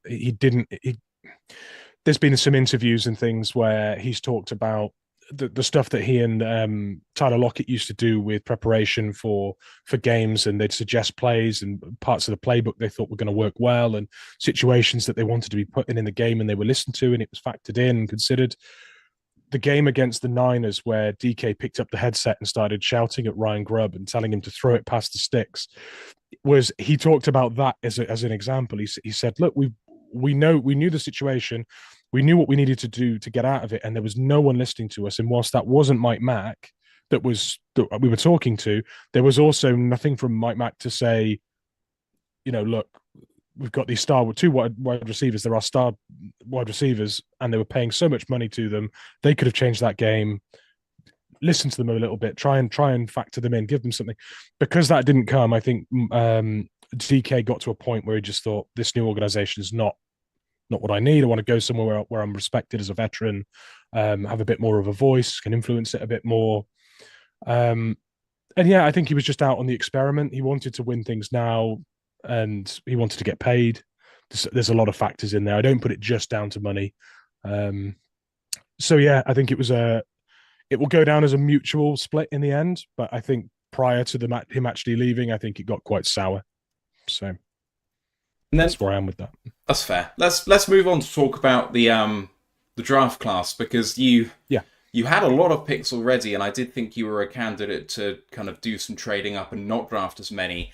But you ended up getting one more pick yesterday by trading away Sam Howell to the Vikings, and thank you for that. But so you You picked 11 guys, which I think is maybe the biggest draft class of the entire league, and it's a collection of guys. I think universally we like as a show very, very much. The favourite of which, and I don't want to hurt Ant too much, was Ricky White. Let's not start here. Let's start with the round one pick. Let's work our way through. Okay. The delayed pain for Ant then. Okay, let's. Because I would just say, we were discussing when we were doing our mocks last week, and that Matt made a good point that the Seahawks never draft interior offensive linemen in the first round of a draft. They've not done it for a long time now. I think it's 2015, 16, whatever. Yeah. But then we all made the point that you've invested a lot of money in Sam Darnold, and you've seen what happens with Sam Darnold when he gets pressured and when there's issues with him. And obviously in the interior, there are issues there. And we said, you will book the trend for that. And eventually you did. Do you think their move to go for Zabel in the first reflects the idea that they are also aware that they need to protect him, and maybe they've had to go away from their usual predisposition of drafting to fit him instead this time? Or would you think that would have been the pick anyhow? This is going to sound really egotistical, but we knew Gray Zabel was the pick if he was there a week ago. On the pod, some of our sources had told us that if we have to stick and pick and Jalen Walker's not on the board, Zabel's the pick. We also knew they would explore trading down because they thought they could get him in the mid-20s as well, but that didn't come to fruition. Our source, do you guys know Charlie Wilson at the Mirror? Not really, no. No. He'd be brilliant to come on your show, actually. I have to put you in contact with him. But Charlie Wilson is a Seahawks fan. He comes on with us quite a lot. He told us a lot of good information. He told us we were trying to trade up for Walker on the night as well, and then he got taken. So then we thought, okay, it's Zabel. He then said it's Zabel after a trade back, and then there were rumors that we were trading back. So it all came to fruition. We didn't find a partner, so we took Zabel at 18. So the only negative against the Zabel pick, in my opinion, is the fact that we took him at 18 when we could have got him later, but there wasn't a dance partner for us on the night for going back. So you can't hate it too much. In answer to your question, Ant, the pick, I think, is less about protecting Sam Darnold and more about enabling the scheme, because Gray Zabel's an unbelievable zone blocker and gets up to the next level really well. That's exactly what we need. And whilst our offensive line last year wasn't good for anything, it certainly wasn't good for getting up to the next level and zone blocking. So this is improved protection, yes, to your point. But the ball's going to be out of hand so quickly on 90% of these throws that there's less requirement for the guys to hold up, and there's more requirement for them to, do different things to suit the scheme. So I think it ticks an awful lot of boxes: the versatility, the leadership, the competitiveness, that he brings, and also a nasty offensive lineman, which we haven't had. So there are a lot of things to like about that pick. Right. Sorry, and you take it. No. So you carry on, Matt. Sorry, I was just. I can very happily move on to Nick Eminori. Yeah, please do, because we were maybe this is the pick we were split on the most. Ash, who is working unfortunately this morning, really is down on Eminori. Doesn't like him at all as a pick. Doesn't see him translating his athletic prowess into being a consistent player. I think the rest of us are a bit more bullish on his prospects potentially. What do you make of that pick? Because it feels like he's not going to be rushed into a situation where he necessarily needs to start right away. And I think for someone like him, that's going to be a good thing. But maybe you think he will start right away? I'm not sure. Yeah, he will. He will. We tried to employ a lot of 3 safety looks last year, but didn't have the personnel to really operate it. Devon Witherspoon had to play a lot in the box because of that, and he was productive and he was box office to watch. But it did mean square peg round hole situation on a lot of snaps.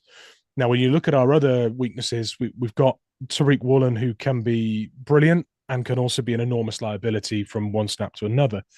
So putting a third safety out there like Eminori, who is versatile, you can do all kinds of things from his starting point on that formation. You can do all sorts there. That then means Devon Witherspoon can play more to his own strengths. It almost feels like one pick fixing 2 spots or improving 2 spots. So that, first off the bat, I really, really like. how he translates that athleticism to performance on the field is going to be interesting. Mike Mack already said, quite tellingly, I think, we need to teach him to be a safety. You drafted a safety and you traded up to get him, and then you say in front of the media, we need to train him to be a safety. And with that, I think they mean they trust him around the box. They trust his coverage there, but deeper where he'll be expected to drop to. They think there may be some polish required. But the tackling technique, the skills as a ball hawking safety, they're there. The athleticism is off the charts. It's the number one testing safety since 1987. It's the highest, and a clean 10 relative athletic score. That's quite a ball of clay to play with, right? So I like it. The trade up on the charts was an underpay as well, which is nice. You got him for a round 2 contract as well. So there's the trade was favorable in terms of what we gave up. There's the fact that the contract is going to be more favorable. You've obviously not got your 5th-year option there, but using that on a safety doesn't feel good anyway. So yeah, and I think it's just a really exciting pick. The final thing I'll say about Eminori, I mentioned that our defense became fit for purpose and efficient. It did lack a little bit of X factor to get off the field at times in key moments. That's what he is. He is a defensive chess piece that can do anything at any moment. So that sprinkling of stardust that I think we needed could well be Eminori. The rest of day 2's picks, Elijah Arroyo, tight end, and then you arrested the fall of Jalen Milroe, quarterback, which is a really interesting pick. I mean, it meant you have 4 quarterbacks on the roster at that time before trading one away later, but Drew Lock is there as backup, and you only just brought him in, so I think it's an interesting fit, especially because Milroe's not really anything like the other two, or at least maybe his rushing ability might be much more in excess of that of Drew Lock, who has got a bit of that in him, but Milroe definitely doesn't have the consistent arm that Darnold especially has, so I think the fit there is really interesting. But with tight end as well, Arroyo in that, was he a 2nd round pick? Yeah, he was a 2nd round pick, and yet you had AJ Barner brought in last year. You've still got Noah Fant. I think they're both really interesting picks, but I kind of I want to see the vision, but I kind of think there's some redundancy here potentially, a little bit. Okay, well, I'll touch on Arroyo first, and I'll tell you where and why I think he's an excellent fit for the scheme. So you'll see 2 wide receivers on 90% of formations from Kubiak, which means one of the 2 slots is probably not on the field, right? If you're thinking that your field stretcher needs to be Marquez Valdez-Scantling, Derek Young, Torrey Horton. Now, if you've got a perimeter wide receiver stretching the field, you can then only have JSN or Cup on the field. If you suddenly add in a quick, clean route runner at tight end and then play AJ Barner as your inline tight end, you achieve the field stretching from one of your tight ends, and you can then keep Cooper Kupp and JSN on the field. So I think finding, and I mean, we've got Noah Fant as well, who absolutely can be that tight end as well, but that experiment's running out of time, and he's got a cap hit that we can cut quite efficiently as well. So I expect that to be a move that we potentially make.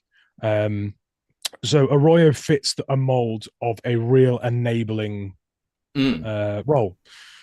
He catches like a receiver. When you watch him, he looks like just a meaty wide receiver. That's exciting to me. And we got him at a steal really because of the extent of the injury that he recovered from.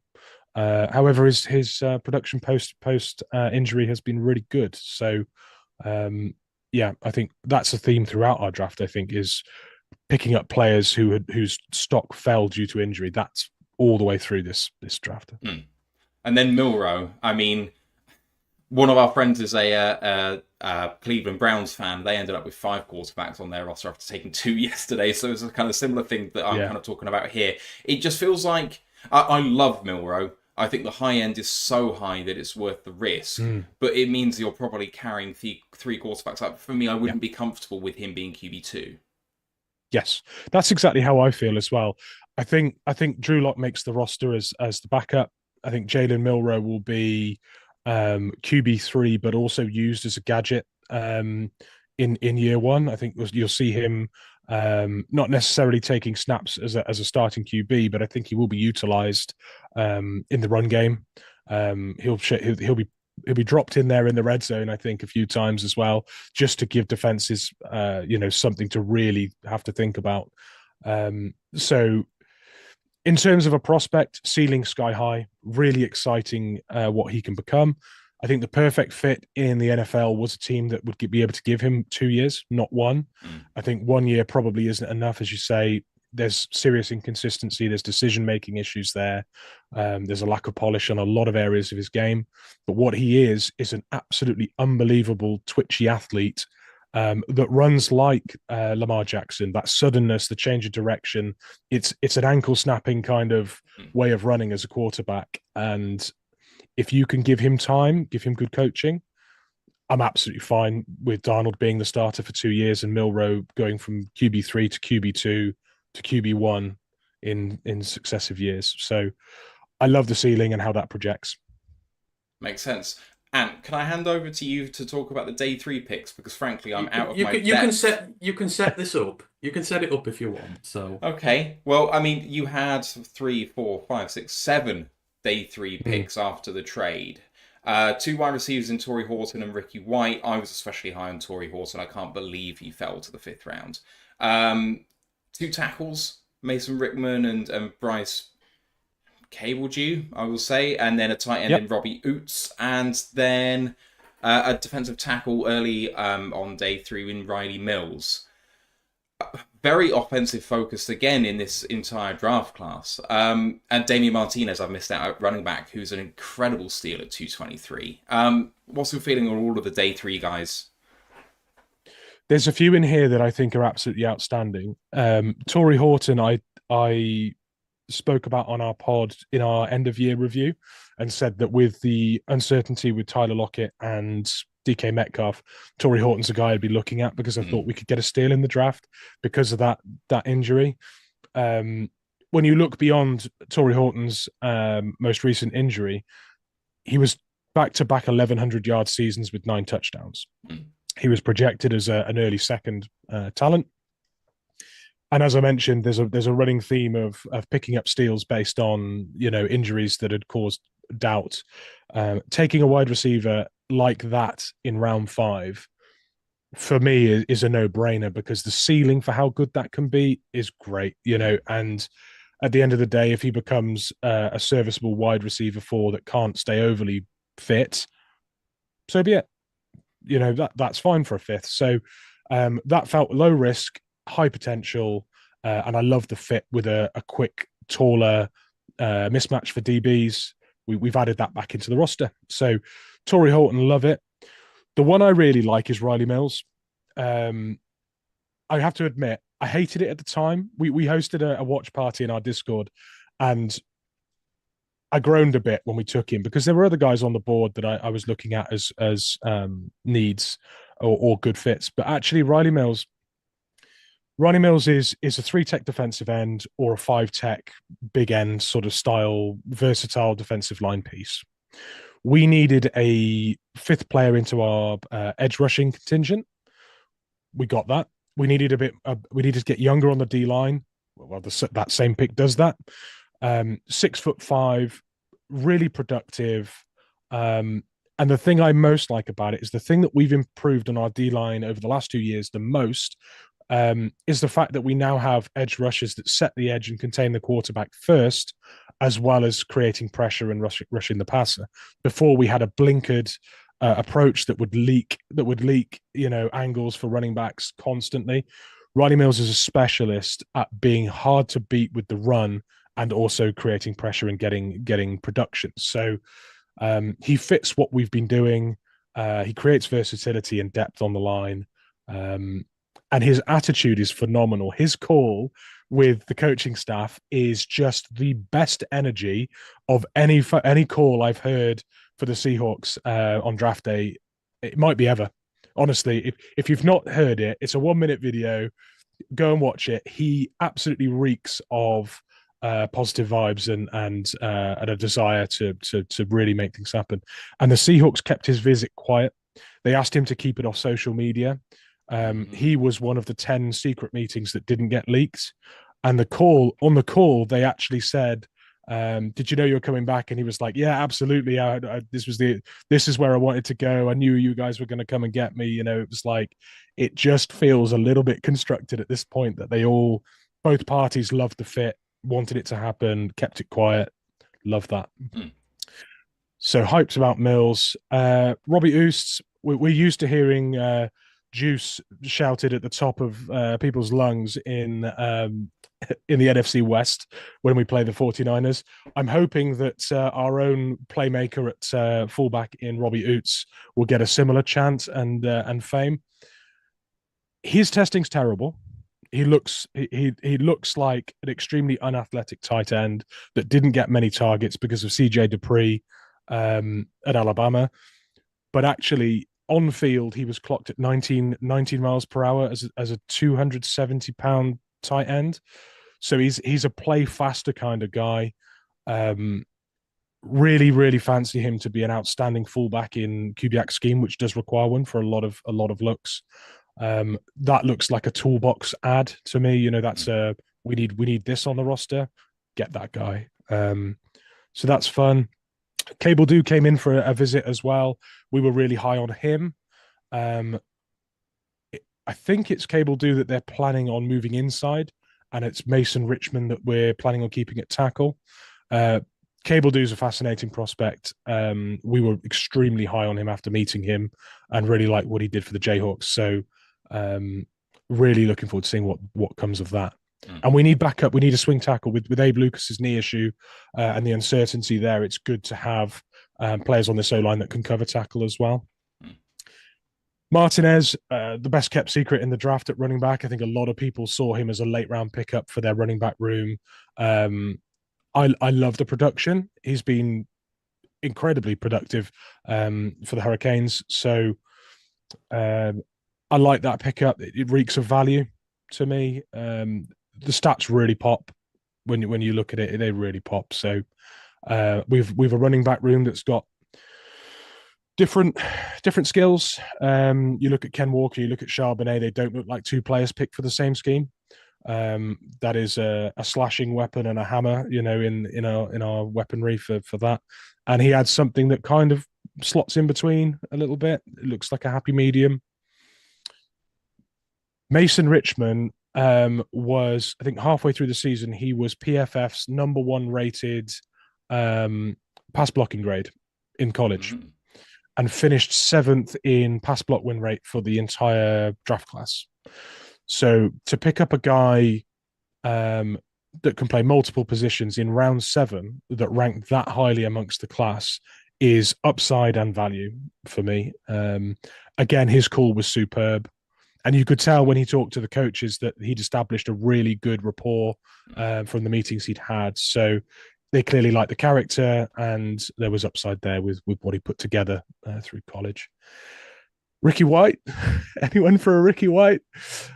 This feels good. This feels really good because, again, that's production at low cost. A really interesting player. I think our wide receiver room is wide open for players to just steal a wide receiver 3 or 4 spot now. And he's put it together year after year in college and put up some great numbers. So that could be a great opportunity for him to not necessarily burst onto the scene, but certainly establish himself in the NFL. I think there are a few teams where that kind of opportunity was there for a round 7 pick. The Seahawks roster is certainly one of those. So like that fit. Yeah. So Ricky was one of my favorite players in this. He was probably my favorite all told.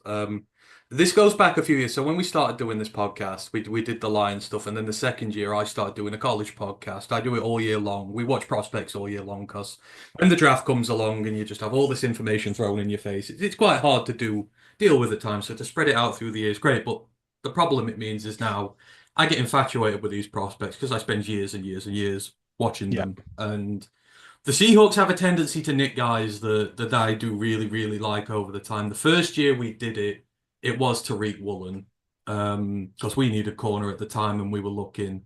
The second year really stung because Tariq Woolen had that great year, and then you picked Devon, We were really in on Devon Witherspoon with the Lions, and Yeah. he went there. Year three, it was Christian Haynes. Without doubt, one of the favourite players. I don't know how you feel Christian's done there, but I love the Yukon offensive line prospects. Like, I mean, I really wanted him here. I hope he succeeds. But this year with Ricky, you've now gone and done it because Ricky, for me, he's going to be an absolute steal for you guys, specifically the scheme they run at UNLV. It's tough. The go-go that Brennan Marion runs, it's this high-tempo, downfield running game with an emphasis on the pass as well. The receivers have to block, block, block to save their lives. I do truly believe he's one of the best blocking receivers in this draft, but also has been the only standout receiver there, the only one who can stretch the field.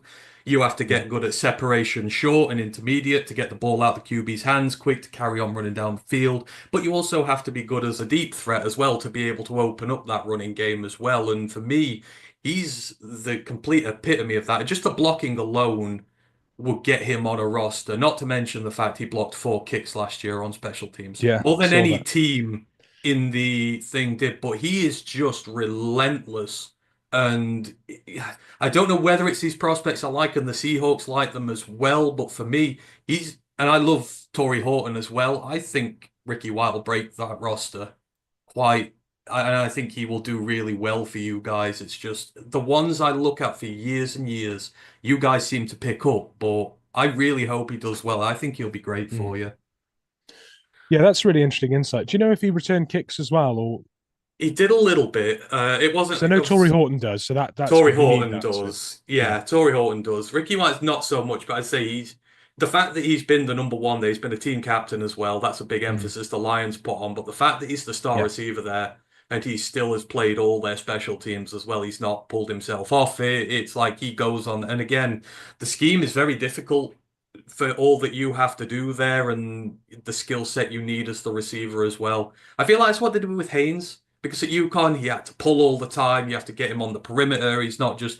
And it was interesting when you said they don't necessarily have to stand up in pass protection so much as do a lot of the run game stuff. I'm like, yeah, that fits with what he is. But Yeah. he is relentless. I am really looking forward to seeing him there. But I think Ricky White will be great. But he will just do anything for you. And I think sooner not rather than later. We've got a tape review of him on our channel. If you want to have a little look at him, Yeah, I've for done sure. that because it was when they played Syracuse this year, so it's Power 5 opposition, but it just everything you look at him, he's going to be a star. Drop me the link for that, and I'll put it in our Discord for our guys. I'm sure they'd love to watch the video. Get your 10 or 15 watches on that. One of them will be me. But yeah, about Christian Haynes, you touched on it there. Just to add very quickly, I think he'll feel like a draft pick, an extra draft pick for us this year as well. It took him so long to get into our O-line last year, and when he did, he looked a little bit lost in that scheme. This year, that zone blocking, high movement, next level, get up to the next level, kind of style is going to really, really suit him. And when you look at where the two spots are up for grabs on that O-line, really, it's the left guard position, which you'd expect Zabel to go straight into.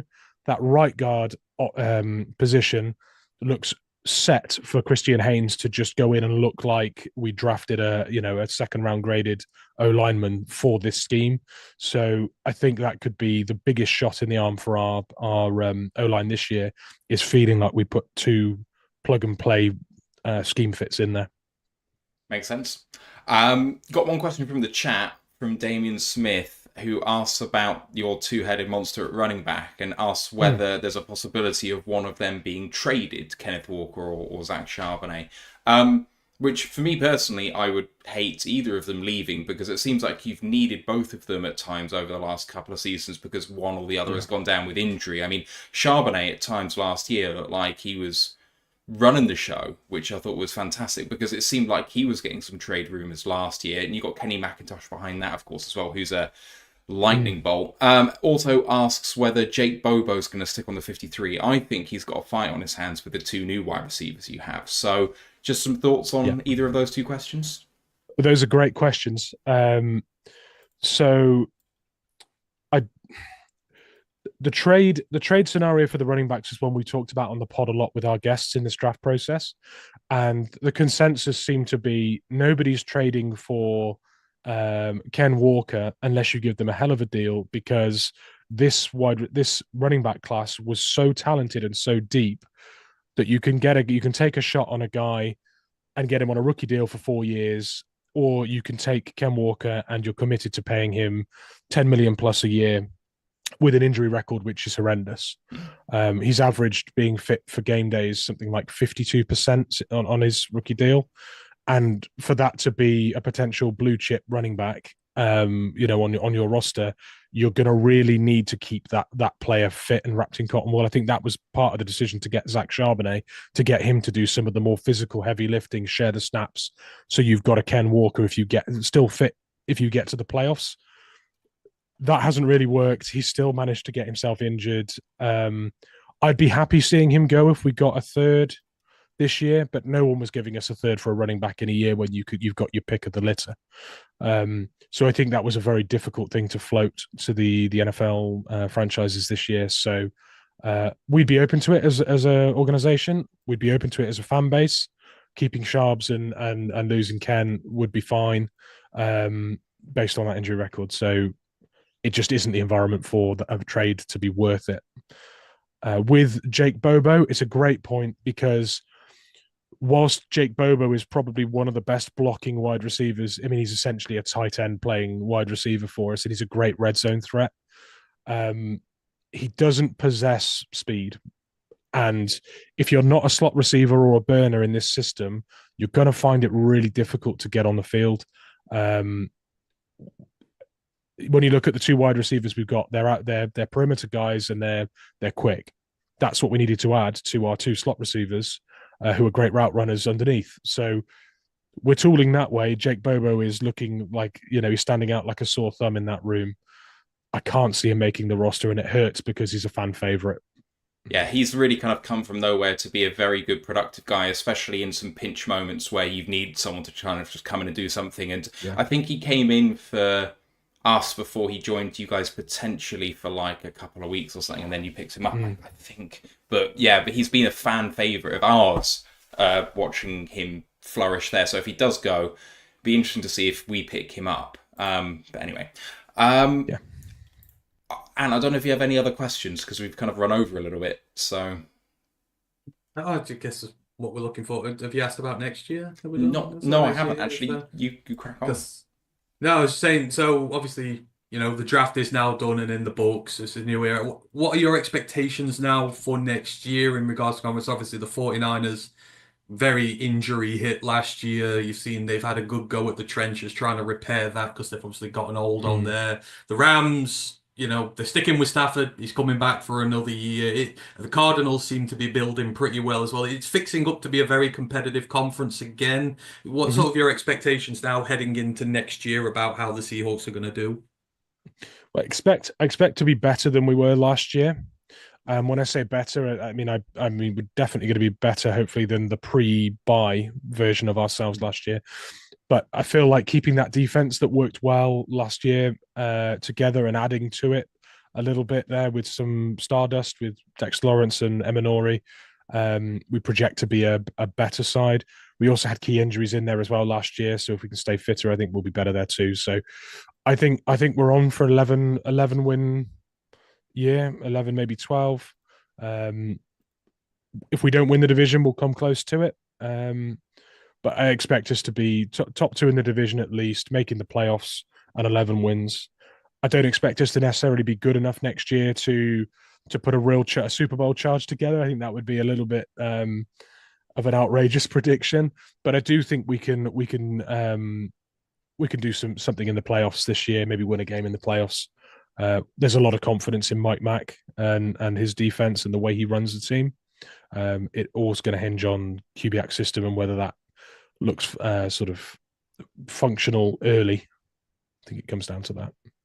Makes sense. Comes down to Sam Darnold fitting like a glove too, which he should. Proxy, But you never know with a QB in a new system. Sure. Mitch, it's been an absolute pleasure talking to you for the first time. Absolutely fantastic guest, especially for us to kind of finish off with the 23 or so that we've had in this process. So thank you so much for donating your time. Welcome. Can you just again tell us where you are? Sure. And I'm sure the guys will go and follow you in the chat. Yeah, so I'm Mitch. I'm the co-host of the 12 Talk Pod. You can find us on X, on Twitch, YouTube, Spotify, Apple Music. You can find us also on Instagram, Blue Sky, everywhere that you'd look to find someone. We are there. Um, Come and join us. We try to take a very balanced standpoint. We're not overbearing, obnoxious Seahawks fans all the time, just some of the time. Yeah, come and find us and join our Discord if you want to have a chat with other Seahawks fans. Yeah, come get us. Fantastic. I'm sure we'll be seeing you soon. We seem to play you every year anyway, so hopefully Yeah, we'll I'd talk love to to you come back soon. on. It'd be fantastic. Great. Cheers, Mitch. Yeah, Thank you for your appreciate time. it. Thanks ever so much. Thanks, guys. All right. Last thing to do before we're out of here then, and is to go through the draft classes very briefly and just kind of give some high-level takes about what we really like or don't like with these teams. So without further ado, let's get to it. And we start off alphabetically with the Arizona Cardinals, who have Walter Nolan, Will Johnson, Jordan Birch that we profiled yesterday, then Cody Simon, Denzel Burke, Hayden Connor, and Ketan Crawford. I have to say, Crawford's my favourite out of that. I know he's a bit of a polarising guy. Otherwise, on their day 3 pickups, I'm not huge on that. Obviously the first 2, maybe 3 picks make this a really good draft. And obviously you want to hit on your day 1 and 2 picks. That's what's going to make your team obviously the much better going forward. So the first 2 especially I really like. If you get Will Johnson up and going, you've basically got 2 first-round picks supplementing your defense next year. Walter Nolan is going to be an absolute monster for them. The rest of the NFC West needs to watch out for what's coming in their direction. He is going to take the league by storm. Outside of that, I thought they got terrific value on Denzel Burke. Denzel, he was projected a lot higher, and then Oregon single-handedly tanked that stock last year. But I still think there is a very good corner in him. And when you're getting him at that value as well, at what was it, like 170, the odds of him giving you much more value than flaming out is quite high. So I think that could low-key be a good pick for them if they can get the best out of him. Outside of that, though, I'm with you. I'm not uber. I think they reached on Cody Simon for sure. Hayden Connor, I don't know enough about. Ketan Crawford could be great. He might be one who probably sits on a practice squad for a bit and then will ingratiate his way onto the team. But yeah, the top of that draft makes it good, but day 3 could have been better. Arizona, we talked about the first 3 yesterday. There are only 2 more, but the entire class, Jalen Walker, James Pierce, Xavier Watts, and then yesterday they took Billy Bowman Jr. and Jack Nelson. Obviously, they had the big trade up for James Pierce on day 1. But then, safety and Xavier Watson goes safety again with Billy Bowman and Jack Nelson yesterday. It feels like, it's only 5 picks, but that's this damn good class. It is, and it's headlined by your top 3. They need pass rush. I've said many times now, no one more than 7 sacks in the last 4 years. That's just not acceptable for a team that wants to get to the playoffs. You've got to invest, and now they've got 2 high-level draft picks on there to go to work for them, so very sensible. Xavier Watts is an absolute steal at 96. I don't know how he fell so far. Ball hawk, very productive. Like, he's a turnover machine, and he will get you lots of turnovers at the next level.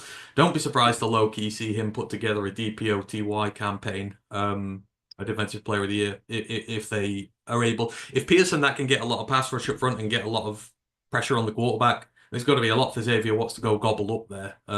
So I like that. Billy Bowman Jr., I'm so happy that they got him.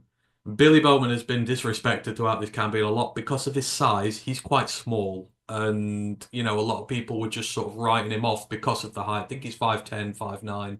He's not the biggest cat in the world. But another he's been on a bad Oklahoma team. And I don't know if you've not noticed, but Oklahoma prospects haven't been getting a lot of love recently. There's not been that many of them either, so it's almost kind of camouflaged him from public view. But I think, again, he's very tough. He's very gritty. I mean, you've got Xavier Watts there as your main safety.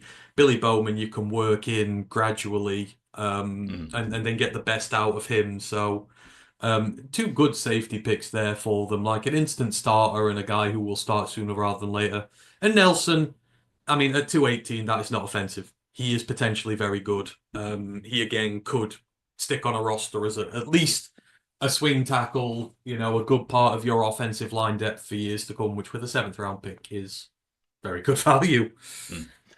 Baltimore's class, we touched on the first 3 yesterday. Malachi Starks, Mike Green, and Emory Jones Jr. The picks from yesterday, there were 8 of them for Baltimore. Obviously, they do play the comp pick game pretty heavily, which dictates a lot of day 3 picks. They took Teddy Buchanan, Carson Vincent, Bilal Kone, Tyler Loop, LeJohntay Wester, Aeneas Peebles, Robert Longerbeam, and Garrett Dellinger. Some reaches, some value picks in there later on. I know that you weren't the biggest Buchanan fan potentially, but you liked, I think, LeJohntay Wester, Aeneas Peebles is great value, and Garrett Dellinger too. It's a bit of a mixed bag there, but overall the class is, again, unfortunately, brilliant for the Ravens, I think. I think if you take Teddy Buchanan out of that, it's one of my favourites for sure. I mean, LeJohntay Wester, Aeneas Peebles, Robert Longerbeam, and Garrett Dellinger all in the 200s. That's ridiculous. That's absolutely ridiculous. I've not looked through this entire list yet as we go through, but I would be hard-pressed to find a better set of picks in the 200s than them. Obviously, we talked Starks, Green, Emery. That's great. Carson Vincent, thank you, Ravens. HBCU prospect is picked. And this is not just, we want one pick because they're not good. Carson Vincent is a very good tackle with a lot of upside to him. And the Ravens is a great spot for him to land just because of the vets they've got in that room alone who are going to be able to bring out the best of him in his game. You might not see him this year at all, and it might be next year when you're looking towards it there because Ronnie Stanley's not getting any getting any younger. But in a couple of years' time, I could fully see him protecting a side on that Ravens offensive line. I'm glad they gave him the opportunity because at that point, there's a lot of tackles going that don't really deserve it. We're going to be discarded right away in favor of genuinely talented guys. And it was a lot higher than I thought he might go as well. So good for them. Bilal Kone, I like. I don't care about the draft. Again, there's no such thing as a reach really on day 3. But then, Peebles at 210, you get one of the best pass rushing DTs in the draft. Got one of the highest pass rush win rates of the lot of them. And you think they operate with a traditional nose tackle. So you've got kind of a big, gruff, dirty nose tackle taking on double teams and stuff. Will give Peebles a lot of one-on-one opportunities to go and make a play on the quarterback. And, there's going to be opportunity for him to impress early as a situational pass rusher whilst you try and factor in the run defense stuff with him because his size does hinder that at the next level a little bit. But I think you can get production out of him right away. Wester, like all these Colorado running backs, are real wide receivers, technically very good. Route running is really good. They're good middle of the field options for Lamar. If he wants a little safety blanket there, LeJohntay Wester will be the guy for him. And then Dellinger, he's got issues on the line, but he's going to be a project going forward. And again, they made a success out of Daniel Falele, so there's every opportunity they could do it again. And then Longerbeam's disrespected. The Rutgers DB classes have been very good recently. And they're making an impact in the NFL, so I don't think Longerbeam's a 7th-round pick value. I think they've got great value for him again. So if you tell me 2 or 3 of those 200s picks and the mid-round picks, if you tell me 2 or 3 of these day 3 picks are starters there in 2 or 3 years' time, I wouldn't be surprised. It's a very, very good draft. Just a comment from Mile Marker I just want to shout out. Thank you, Mile Marker, for this. It says, your show this draft has knocked it out of the park. All the insight of the season, plus all of the great UK fan pods. Tremendous effort, tremendous outcome. Shazam. Thanks, Mile Marker. And Dishon86 says, Ravens is not going to the Super Bowl. I am a Ravens fan. I mean, I think I'd hope part of that comment is just about the strength of the AFC. We're just about to talk about Buffalo now. Kansas City, I think, have knocked it out of the park. There's a lot of competition in there, as well as in Baltimore's own division as well. So that's why, for me, it's hard. But Baltimore always seem to knock it out this time of year. Anyway, Buffalo. Next up, we talked already about the day 1 and 2 picks in Maxwell Harrison, TJ Sanders, and Landon Jackson. And then on day 3, they took Dion Walker, Jordan Hancock, Jackson Hawes, Dorian Strong, Chase Lunt, and Caden Prather. I wouldn't have liked Dion Walker there personally, but, you know, some people like him. Other than that, I mean, Jackson Hawes, Dorian Strong, Chase Lunt, Caden Prather especially, those 4, that feels exceptionally strong for a day 3. I mean, you've got a lot of guys. They've gone the high upside, low floor route, I think, with a lot of these guys. I mean, the Dione Walker one doesn't surprise me. You've got TJ Sanders in the building. Obviously, you've got Ed Oliver there. So you don't need to put him in a position where he's going to see significant reps right away. But they do need a long-term partner for Ed Oliver. So the fact they've taken multiple swings relatively high in the draft does not surprise me because it is an area they need to fix. I mean, the defensive line's good, but you want to take the pressure off Ed Oliver doing the stuff all there all the time. So I can understand them doing that, and you know, it's fine. Outside of that, I think the best pick is Dorian Strong by a long route.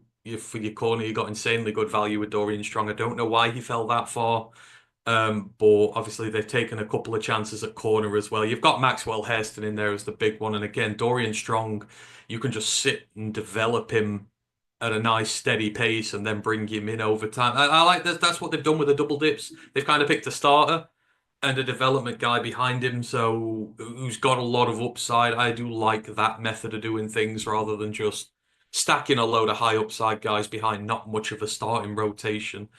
And then Jackson Hawes, yeah, obviously they do well with tight ends.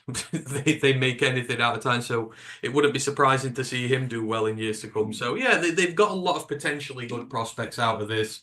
Whilst at the top, you know, they've fixed some of their biggest needs, but it's all about mentality with them. You know, them and the Ravens. They've both got mentality issues because neither of them can beat the Chiefs. So, you know, will this new crop of rookies inspire the change they need? Who knows? But yeah, it's decent. It's a decent draft.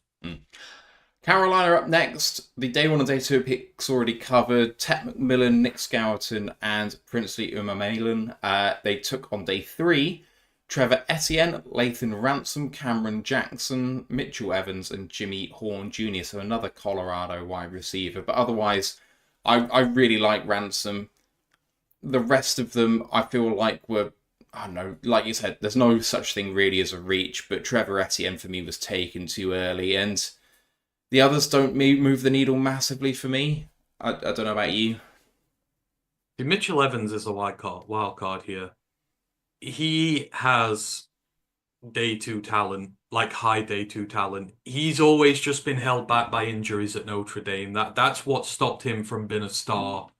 Like for the last 2-3 years we've done the college pod, every time we've talked about Notre Dame previewing them, it's all about Mitchell Evans and what he can do, because obviously receiver-wise, they've not had the best time with receivers there, which has put a lot of pressure on him to be the guy down the middle of the field, but he's just never been healthy enough to be consistent. But you know, if you're talking about the potential steal of the draft when all this is said and done at 163, Mitchell Evans can play like a guy at 20 or 30.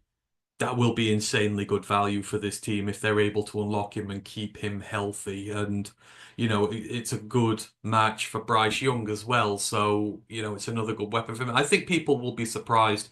Jimmy Horn, again, in the similar vein, maybe not that high, but Jimmy Horn is small.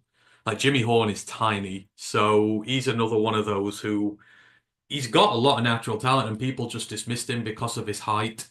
If they find the right scheme fit for him, you want to, you know, this is the guy you gadget a little bit, but he may be small, but he's got a ton of heart to him. And Jimmy Horn was probably the most underrated part of that Colorado offense. It felt like every time Shedeur was in trouble, it wasn't always Hunter he threw to it. It was Jimmy Horn Jr. because he always found separation, even at his height. So if he brings those skills up to the NFL and he's able to mitigate the circumstances regarding his height, I think low-key you've got a very good part of your wide receiver depth there, potentially up to wide receiver 3, maybe even a low-key 2 territory with him. So I love those last 2 specifically. With you, I think Etienne was drafted a bit too high given all the other running backs that were on the board, but, you know, Especially trading up for him as well. James Cook proved us wrong. He was similar to Etienne, like inconsistent production at Georgia and didn't look the greatest prospect in the world, but then he lit it on fire when he came to the NFL. So I would never write him off for that. Like they obviously see something in him there. Next up is Chicago's draft. Day 2 picks, day 1, day 2 picks we've already covered. Colson Loveland, Luther Burden, Ozzie Trapillo, and Shamar Turner. They then drafted on day 3 Ruben Hippolyte, Zar Frazier, Luke Newman, and Kyle Monagai. Another mixed bag here. Zar Frazier was a person that a lot of Lions fans wanted here. Maybe taken a bit earlier than a lot of people suspected, but he's going to be a really good player, I think. And Kyle Monagai is fantastic running back, and he's going to do really well there. And especially, Chicago need running back depth. For all that they've invested in running back over the years recently, they really need someone with some juice. But Hippolyte, whilst a lot of people like him, 132, that feels like a huge, and there's very few people who can say a reach, that feels like a reach. And Luke Newman, what do you think? They made 2 really good picks and 2 horrendously bad picks. Hippolyte and Newman are just vastly overdone, even for day 3 purposes. The thing is, and we see it in our locality here, in Michigan, been Detroit fans and knowing lots of Michigan fans and that. The Spartans take great pride in their draft picks because there are not as many of them. But when there's a good Spartans pick around, you will know about it. Did you know Luke Newman existed before this draft? Nobody did. And even amongst Spartans Nation, the fans who've watched him play over the years, there was never any chatter about him getting drafted whatsoever. So, obviously they see something there. And again, it is day 3, so everything is really subjective. It's more about how high do you reckon the player can go rather than what he's shown. But the 2 picks themselves were poor. The other 2 are awesome. Zar Frazier, I think, should have been drafted higher. And what Chicago do with DBs is turn them into stars. And I would be quite worried about just how high he can go. And again, he's going to a situation where he is in no rush to make that roster and to make a game day starting spot right off the bat. He can sit there, bide his time, wait, be developed correctly, and then just be unleashed. Like, he'll come out of nowhere and he'll just be a mainstay on that team. And then Monagai is an awesome running back. Kyle Monagai has been that Rutgers offense now for as long as I can remember covering them. And the thing that's so impressive about him is you think of the level of opposition he plays in, week out.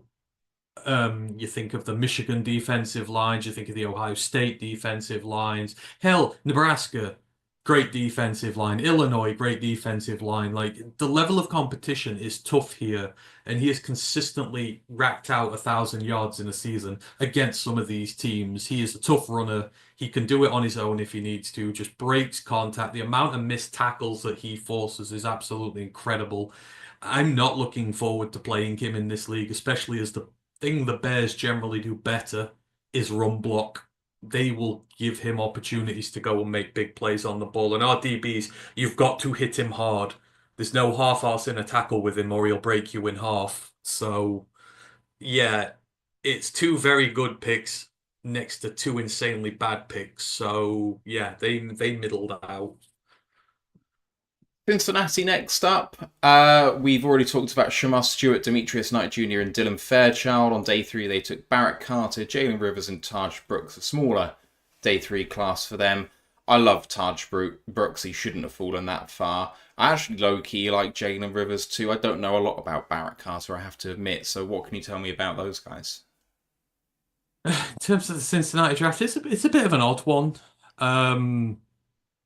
Obviously, they've gone for the traits guy early, Shamar Stewart. They'll live and die by that. If they get the best out of him, they've got a superstar. If he goes the way I think he will, then in a few years, they'll be looking for a new edge rusher. Demetrius Knight, he's a really good pick for them as well. In terms of you need your future guy for the linebacker room, future leader there. That's exactly what he is. And he's one of those do-it-all guys as well who can give you a little bit of everything. You can play around with him.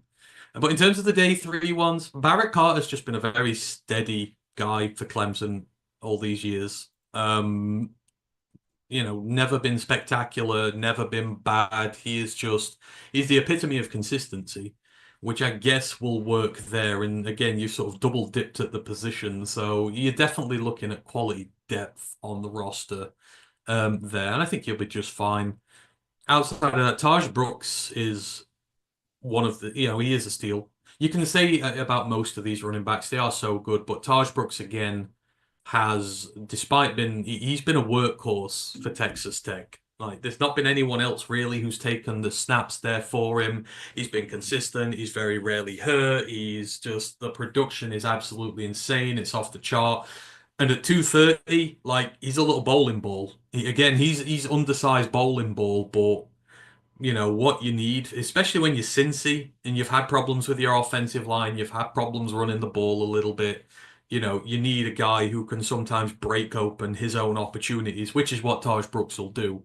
He can take a linebacker on one and put him in the ground and carry on running. That's what you get with that 230 frame. That's why he's so dangerous. The only question with him is the tread, because he is put up in, I believe he's Texas Tech's all-time leading rusher. I think he finished with that moniker. So it's always just with these guys, how much have they taken off the tire already before coming to the NFL? But I don't foresee that being a problem for him. I mean, they've got what's his face there at Chase.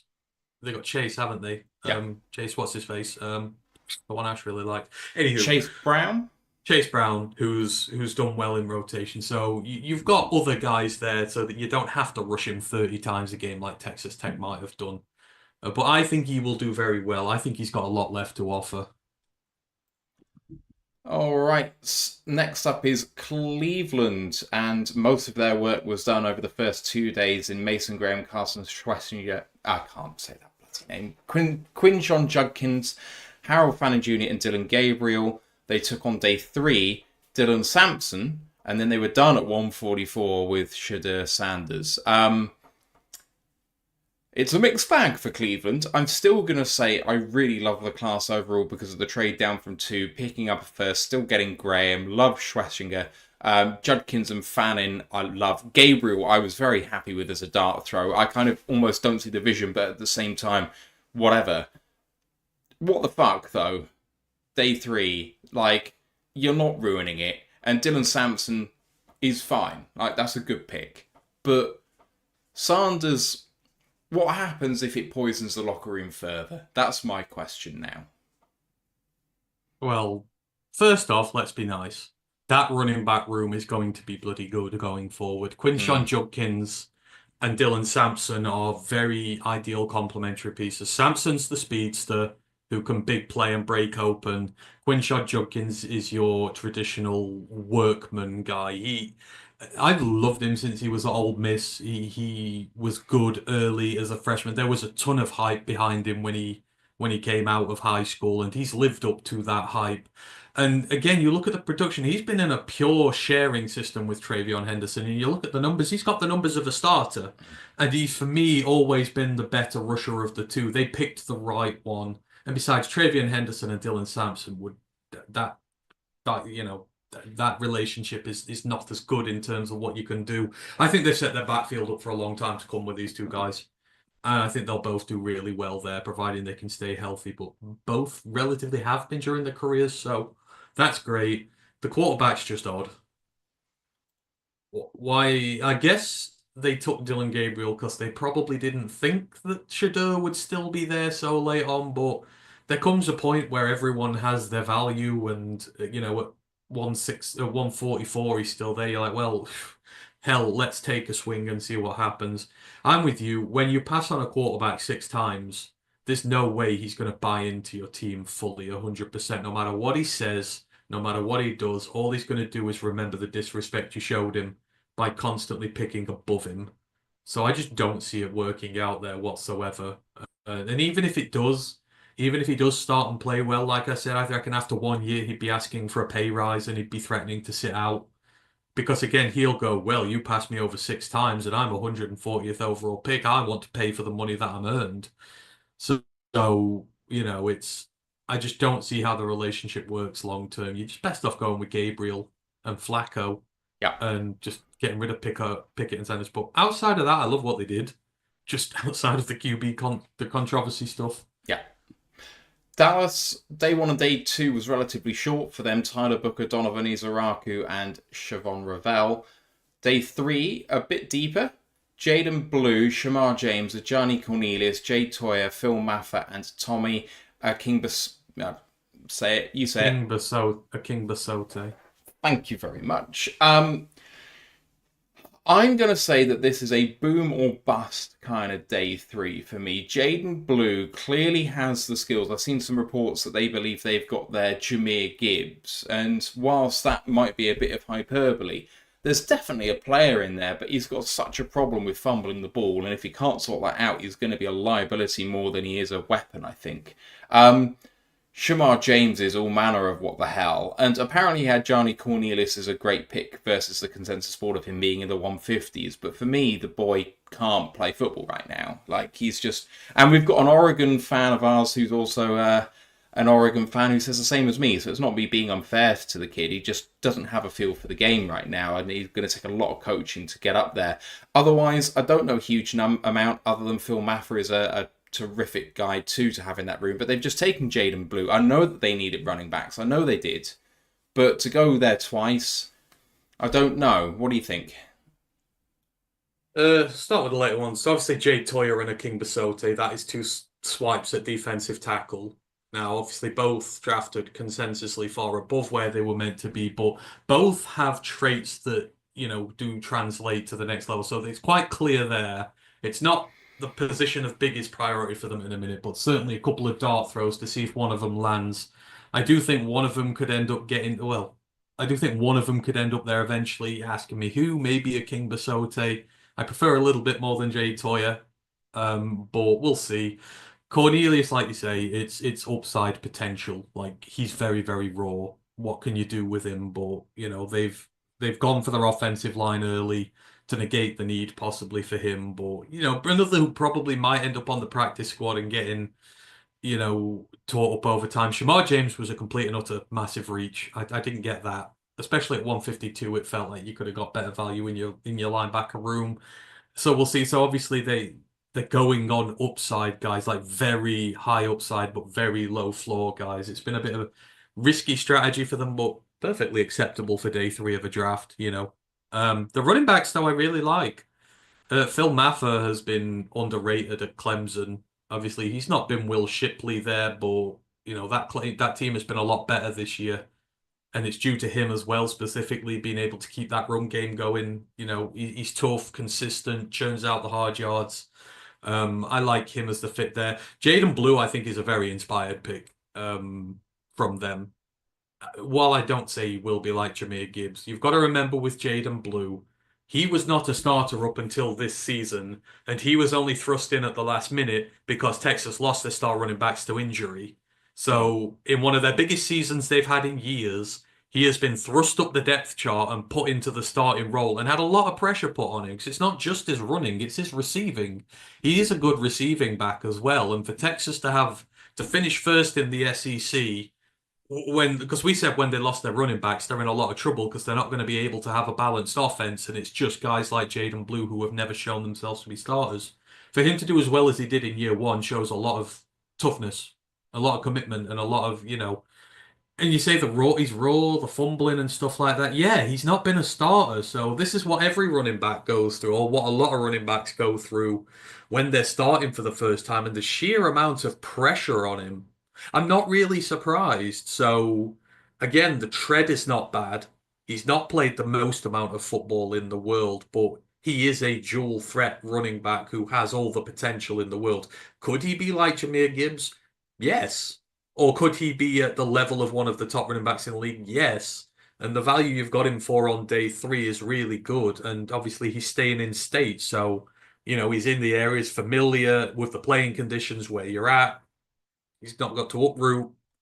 He's got a good chance of succeeding there. I think they picked well with their running backs, and Dallas have struggled with that run game for years now. And obviously they got the 1,000-yard rusher last year, but you've still got to keep improving on that and bring in a guy like Booker in, a road grader in the run game on your offensive line. There's a clear commitment to giving these guys the best opportunity. So I love the running backs. The rest of them, they're big, big, big swings. Denver next up. Their day 1 and 2 picks were Jade Barron, RJ Harvey, and Pat Bryant. And Savion Jones. Day 3 quite short for them. Quandarius Robinson, Jeremy Crawshaw, and Caleb Lohner. Can you tell me much about those guys? I think Robinson's actually known by a nickname, but I didn't have that on mine. I can't remember what it is. I'm not going to lie. I can't tell you anything about any of them. Fair enough. Caleb Lohner's a basketball player. He was a backup tight end behind Brant Keaty. So my knowledge does not extend to backup tight ends. That's Quandarius Robinson's Q Robinson, who we had in for a visit at Edge. Yeah, that felt high, but I mean, again, day 3, so I don't want to know. But the rest of them, Crawshaw's the punter. Yeah, is he special teams, or am I thinking someone else? Jeremy Crawshaw. I thought he was special teams. Crawshaw, punter, Florida. Yeah, he is. So he's a punter. So, I mean, haven't they let Sam Martin go recently, or is Sam Martin still there? Sam Martin was let go. So understandable why they bring the punter in, but again, I can't stretch to punters on the college pod unless some sicko asks me to.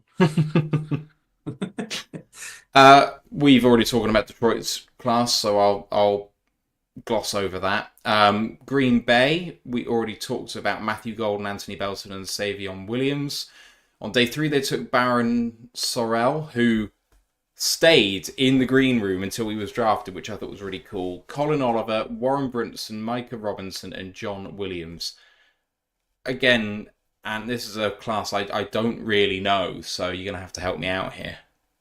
I love the Baron Sorrell thing. Like that was just one of those wholesome moments that you see when he gets his moment. Not very, very, very rare players on this day get to come out and get the flowers. What I know most about, so Colin Oliver, he is, again, one of these very disrespected Oklahoma State products because the team's been so bad. People have just really overlooked them. We talked about the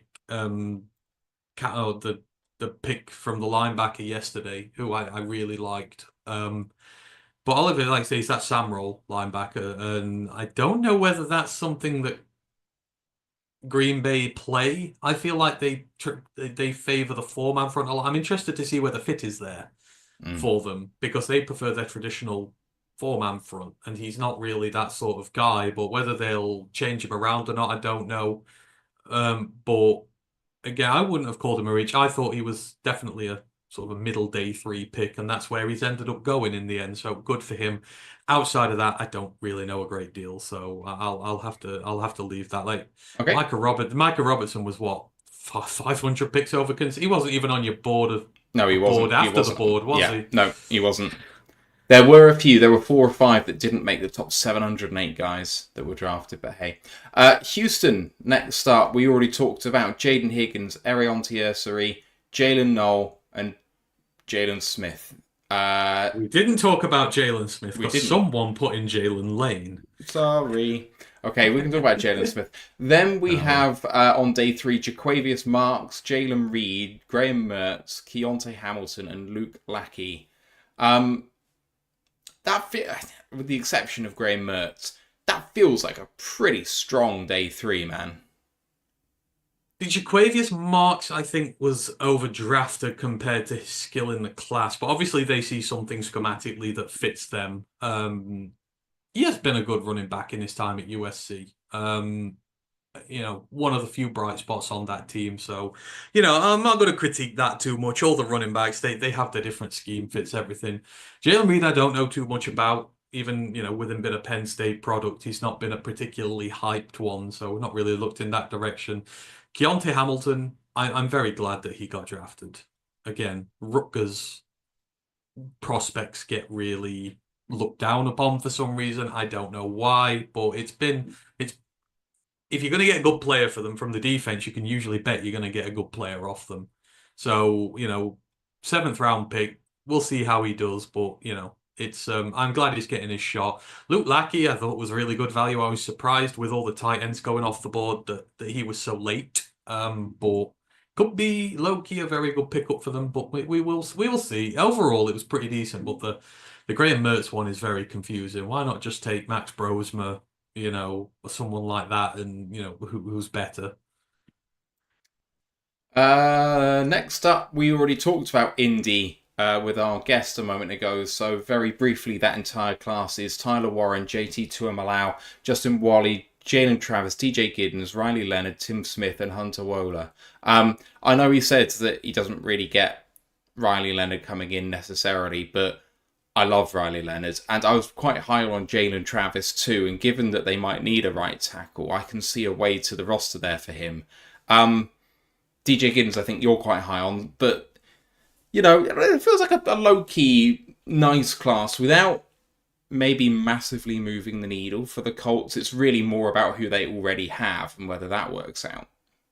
They've picked very specific players because they've gone against consensus. Obviously, with Justin Wally yesterday, but I don't mind that. I think that's a really good pick with Jalen Travis. Obviously, I know a lot about Jalen Travis because we watch Iowa State a lot. I think that's a good pickup for them. I think he instantly sort of screamed, yeah, he's the type of player they're like. Giddens is a home run hit, absolutely. Vola, I think, is very good for them as well. I think you'll get a lot of value out of him in a 7th-round pick. Riley Leonard, I see it, I get it. I mean, if you've got an offense built around, because both Anthony Richardson and Daniel Jones are dual threat quarterbacks. Daniel Jones can run. So it makes sense that if you're going to build a system up for them to work with, if everything goes wrong, those two get hurt, or you cut one, or they play bad, you want a quarterback to come in who's going to fit that system. And Riley Leonard is probably the best suited of them all to fit into that system after them. So it's an insurance policy, I think. So that's just smart, I think, just having the insurance policy rookie, because if you did need him to come in at some point, he has got enough natural ability with his legs to protect himself against pass rush, etc. So yeah, it's a solid draft from them, I think. Very solid. Jacksonville is the next one. The day 1 and 2 picks were Travis Hunter, Caleb Ramshaw, and Wyatt Millam. Started early on day 3 with Bajal Tootin, Jack Kaiser, Jalen McLeod, Rayan Lane III, Forces man gets drafted, Jonah Monheim, and LaQuint Allen. What do you think, man? You know what? I think low-key they've had a really, really good draft here. You talk about reinforcing your offensive line for years to come. Jonah Monheim, although he is a 7th-round pick, could quite easily end up on your roster as a starter sooner rather than later.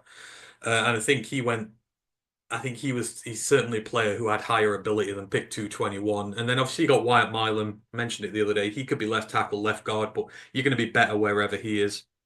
Again, the running backs, I'm confused having Tank there. Tank for me is a good running back. He's a running back 1. Whether they want to run it by committee or not, certainly this is a choice here. So Bajal Tootin is a speedster. I really like Bajal Tootin. Like, you saw how quick he was at the combine, but it doesn't do justice to how quick he runs on the field. His play speed is just as quick. I think he'll be a home run hit there for them in that rotation. Even LaQuint Allen, the fact they got him at 236, one of the most productive running backs in college the last couple of years, and a system you would trust in Syracuse, who traditionally have ran the ball very well and sent some good running backs out of that system. So you've got a really good stable of running backs in Jacksonville now to help take some of the pressure off Trevor, because I think that's been the problem. I think Trevor Etienne is not long for that roster. I would probably can him and his higher wage and take the 3 younger rookie guys and just work with them. But then outside of that, Jack Kaiser, 72 games started for Notre Dame.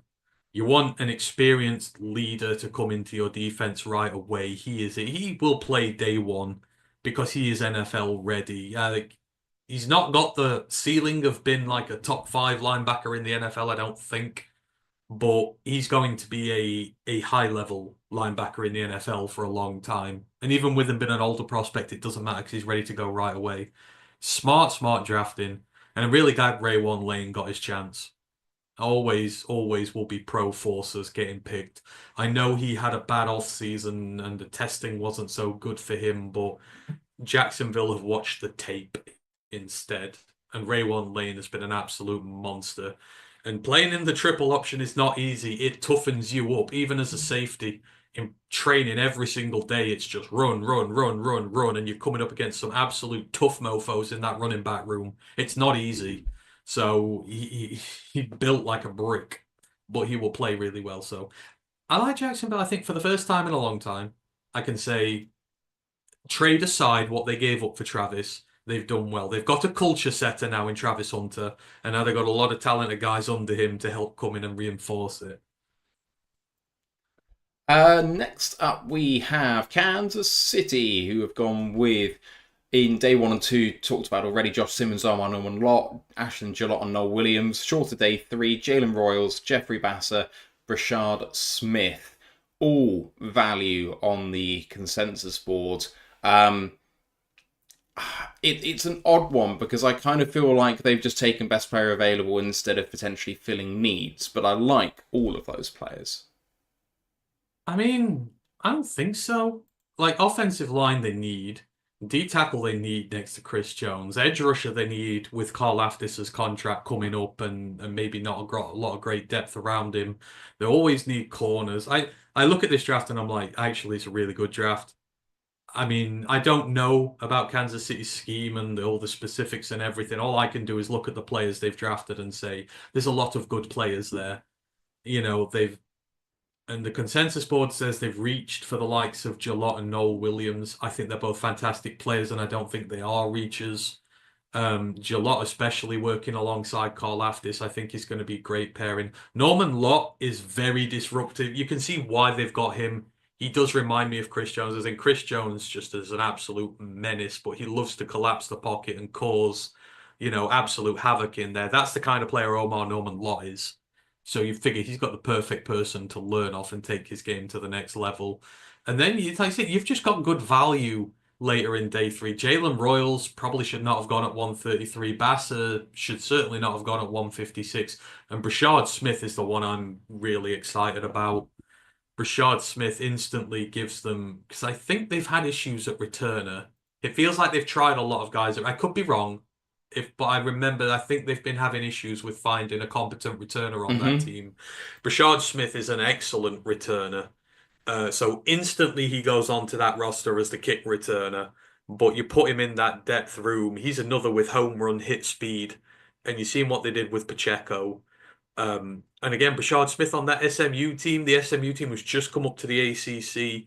He has been a pivotal cog in just adapting to that new level of competition and not looking out of place at all. So it bodes well coming up to the NFL. He's not going to be phased by the step up in competition. He'll embrace it, he'll adapt to it, and he'll, overcome it.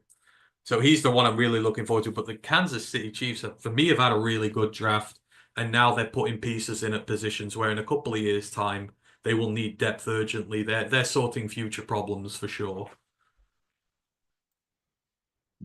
Chargers are next up, and their day 1 and 2 picks were Marion Hampton, Trey House, and Jamari Caldwell. On day 3, they took Kyle Kennard, Keandre Lambert-Smith, Aronde Gadsden II, Branson Taylor, RJ Mickens, and Triquise Bridges.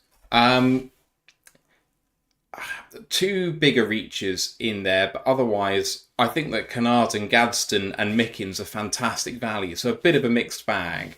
Overall for the class, I really like it. Yeah.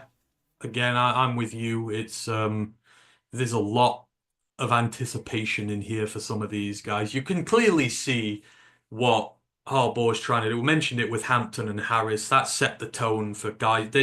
They're him guys. They're going to run the ball down the throat and they're going to block you until you can't stand being blocked anymore. But then you go into day 3 and you look at the type of players. Kyle Kennard, obviously disrespected as anything, given his production in college, a seriously underrated pass rusher, and the Chargers need that. They've had vets there for years now. Your Max, your Bosa's. It's time that they got some younger, fresher talent in there to be able to take over from these guys. I think that when you look at what they've put at DT, that line's getting better. It'll be good for Kennard to come in and make an impact in the rotation right away. Lambert-Smith is interesting. Again, I mentioned on the broadcast yesterday, he's only played at Penn State and Auburn. They are 2 of the worst schools to show your talents as a wide receiver because Penn State just don't throw at them. And Auburn, like to run the football, but and it's the level of quarterback play on those teams is just it's been poor. Whilst Lambert Smith was at Penn State, it was Sean Clifford, not Drew Aller. So, but it could potentially be really good. Like that is a swing, but he does have a lot of talent. He was a highly rated prospect, and you can still get something good out of him. Gadsden, I love. Doesn't strike me as a gym player like Gadsden's a Swiss Army gadget knife type player, which is not in keeping with what Jim usually likes, but I love Gadsden the player, and I love what Jim does there, so I'm quite confident that he will get the best out of him. The blocking's the aspect of his game he needs to work on just a little bit. I think it's better than people give him credit for, but Justin Herbert I think will love him as a between the numbers threat on that team, who is again a good safety valve for him. I think he'll love, and his stuff after the catch is tremendous. So I think they knocked it out with that pick. I was quite disappointed because we weren't far off the clock at that point. Outside of that, I don't know much about Taylor and Bridges. Mickens is good value. If anything, it's just the upside with him. He could potentially be great for a 7th round pick. But yeah, I like what the Chargers have done. I usually do, and no different this year. The Rams had a very small draft class. We've already talked about Terrence Ferguson and Josiah Stewart. They then took Jarquez Hunter at 117, Ty Hamilton at 148, Chris Poole Jr. at 172, and Kanata Mumpfield at 242. I didn't like their day 1 and 2 personally, as a bit of personal preference, but day 3, I don't think you can argue with it. Jarquez Hunter, maybe that's a bit early for him, but absolutely fantastic running back. And then Ty Hamilton and Chris Poole are going to do bits in this league. So I think with day 3 for me, and they've saved their draft. I mean, it's all subjective, right? Well, they've got another 1st round pick next year, so a win's a win, right? It's like, even if they don't win with this class, they've set themselves up very well for next year. So, you've given yourself the future weapons. I think Jarquez Hunter low-key is my favorite running back to team fit, or one of. I mean, I think I've probably said about 5 by now. But Jarquez has been another person buried on a bad team who has consistently been a great player. How he molested his entire career at Auburn. I mean, for me, that signals his commitment and dedication to the program, the loyalty to the program that I would look for. But it's the consistency. Auburn haven't drafted a good offensive lineman in what feels like 30 years, and he's still managed to find a way against the best level of SEC opposition to be productive and to be a menace. And, you look at who you're pairing him with in LA. You got Blake Corum there. You've just got these highly productive guys. I look forward to seeing that pairing long term. But I think Jarquez Hunter will shock a lot of people early in how well he does there, because, he's just been forgotten about because of the team he plays for. But he is an insanely talented running back. Las Vegas were up next. They had a pretty big draft overall, actually. They had 11 picks, if I can count rightly. 5 on day 1 and 2 we've already discussed in John T, Jack Besh, Darian Porter, Caleb Rogers, and Charles Grant. Yesterday they took Donta Thornton Jr., Tonka Hemingway, JJ Pegues, Tommy Mellott, Cam Miller, and Cody Lindenberg.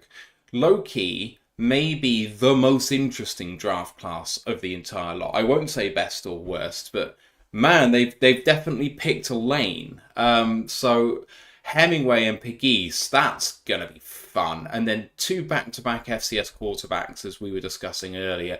Cody Lindenberg, a lot of people liked at linebacker, which kind of offsets maybe reaching a bit for Caleb Rogers earlier in terms of value. Not that they're similar positions, but Darian Porter, I really like. Jack Besh, we talked about, last time. Overall, I really do actually like the class, but they've double dipped in a couple of positions, and I low-key love it. I mean, yeah, they've given Geno Smith a lot of help here. Dante Thornton's your deep ball threat. I think he averaged like 18, 19 yards per catch in college. He's your speedster who gets downfield and stretches the field. Jack Besh is your tough ex-wide receiver who doesn't necessarily do the separation stuff. He's your contested catch guy. So you've got complementary new wide receivers coming in the draft, a little bit of everything there. So the pairings I like. You're not picking samey with these guys. The D tackles, yeah, Pegues and Hemingway. Um, Hemingway's thing, and again, this is just rinse and repeat for all the Carolina prospects. Is he's been very inconsistent in his career until this year, when South Carolina suddenly found themselves with like 7 draft picks on that defense and performed incredibly well. But there's no doubt that there's a great player in there. And then Pegues is exactly the same. Pegues, you wonder how much is down to having Walter Nolan, Jared Ivey, and Prince Liam and Malin on the line with him. But you watched during the Walter Nolan video, Pegues made a lot of good plays himself. Like this, did both really good upside for these guys in terms of being day 3 picks. So, and Vegas need to get tougher against the run. And they've just brought in 2 incredibly tough, big, beefy guys on the D tackles to try and influence that. You've got to get better in that trench welfare. So that's great. Cody Lindenberg is insanely good value at 222. I think he'll slot right into the linebacker depth on that roster. I don't think there's a way that he gets cut if he performs the way that he can. The wild card is the QBs. Prospect X has been drafted. I'm fascinated to see what they do with Tommy Mellott, because Tommy Mellott is supposedly going to get retrained as a slot receiver. So I just talked about the 2 guys they brought in. They brought in an ex-receiver in Besh. They've brought in a field stretcher, probably play at the Y, something like that in Dante Thornton. And now you've got a slot guy as well in Tommy Mellott. So you've put investments at all 3 receiver spots. Different levels of draft capital, but there is absolutely no doubt they're trying to give as many weapons to Geno as possible. And with Tommy Mellott, if you do get him in at slot wide receiver, you can start having such fun with wildcat plays and all this sort of stuff. Like he could be. I'm really looking forward to seeing what they do with him. And then Cam Miller. Cam Miller is great with his legs. Again, if you want to start bringing him in short yardage situations, you don't trust, or you don't want to risk Geno on those short yards plays where he could get absolutely twanged. Like Cam Miller's perfect for that. He's tough. He's bulky. He's got really good rushing talents.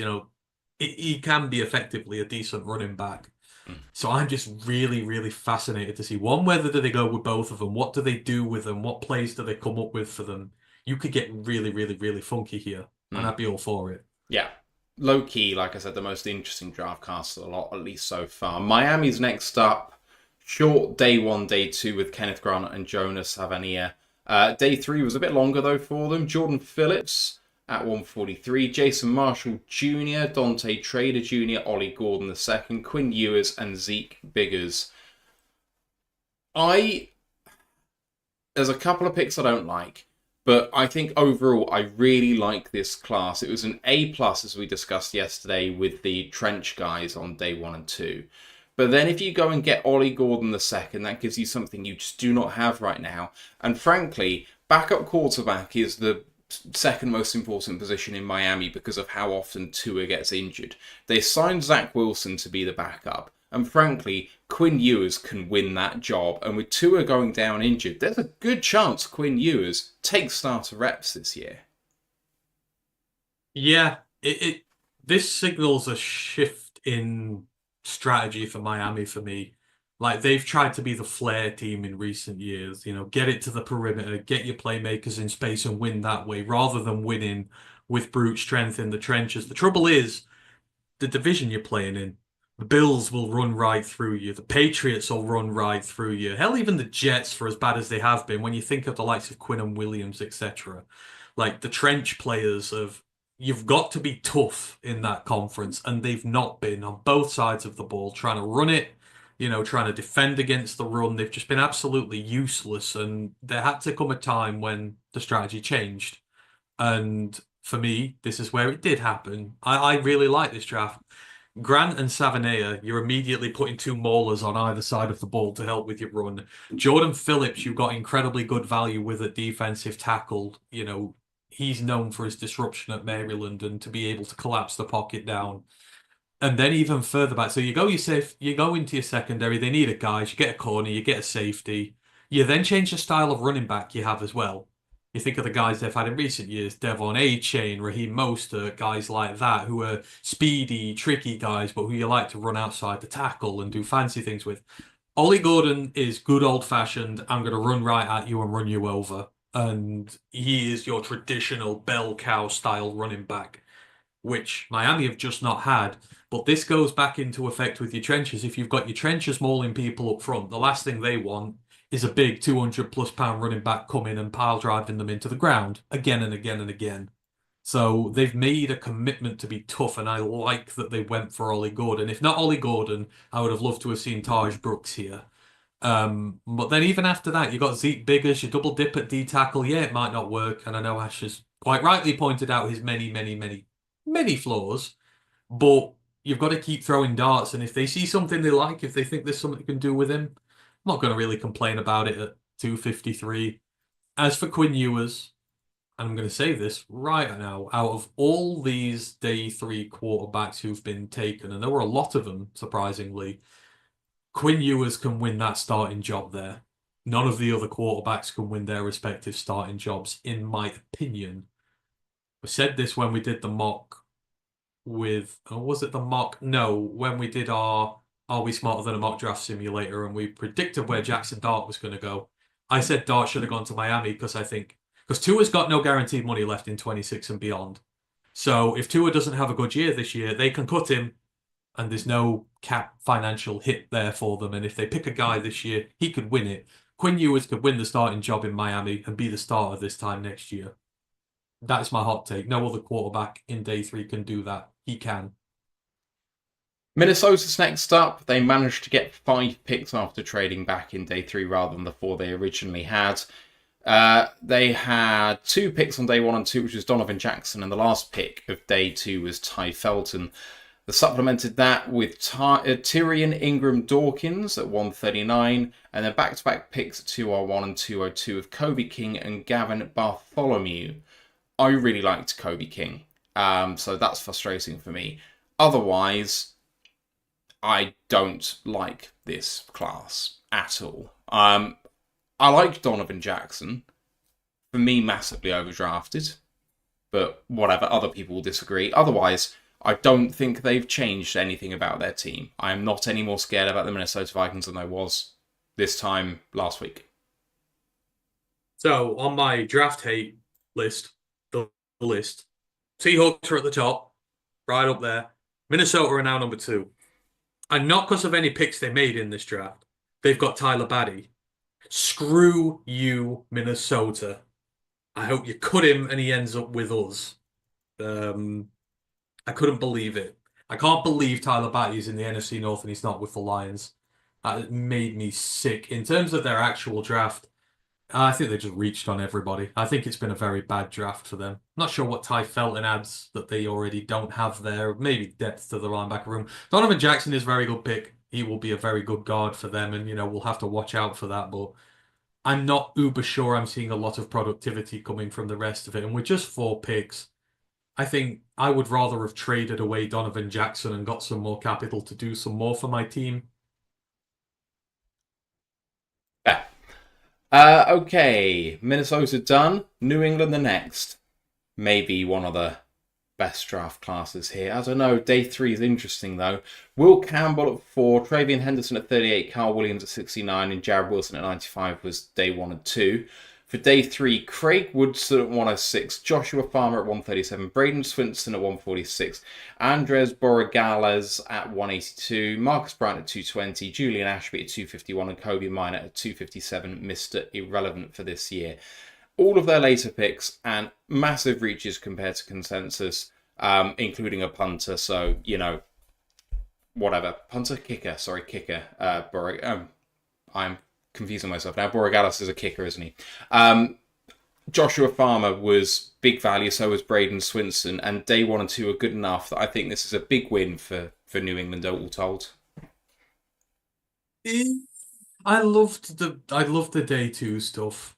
The day 1 and day 2 stuff. The day 3 stuff I thought sucked big time for them.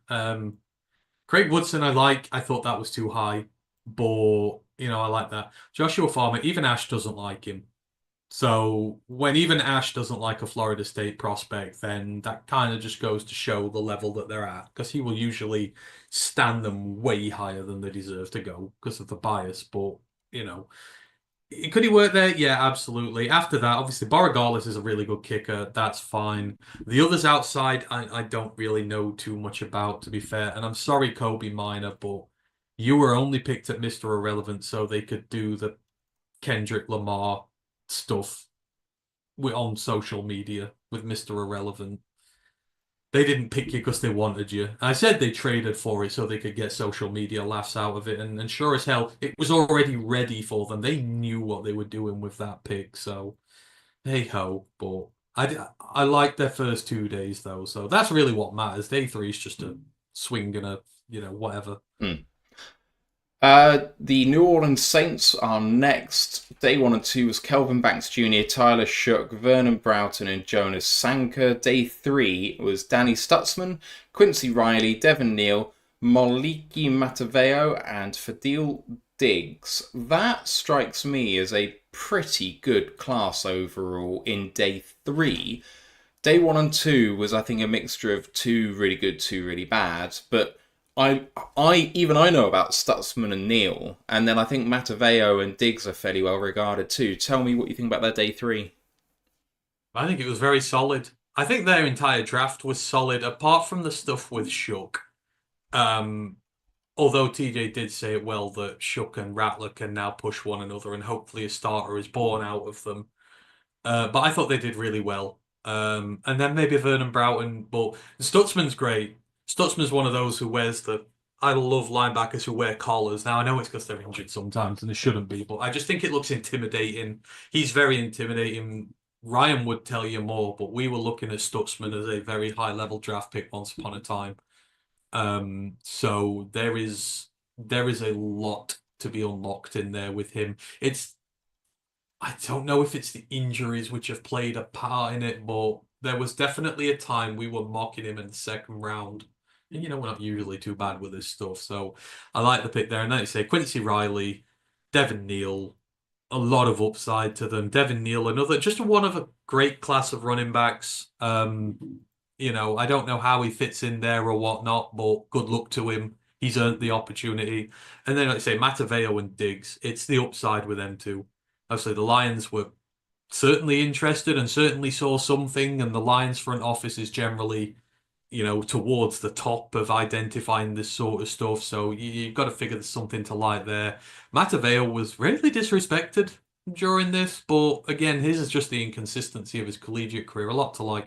I like the class. I think there's a lot of safe picks in there and a lot of, considered swings which could pay off. They did well this time. New York Giants next up. Day 1 and 2 was Abdul Carter, Jackson Dart, and Darius Alexander. They kicked off Day 3, arresting the fall of Cam Scatterbo. They also took Marcus and Bo, Thomas Fedoni, and Corey Black. I know that obviously Scat has some really big fans out there, and Bo fell a long way, and they stopped that fall too. And Fedone, was more highly regarded than where he was taken. I'm not a massive fan of his, but it must be some value there. What do you think of their Day 3? I think, you know what? Looking at that, I think the Giants had a tremendous draft.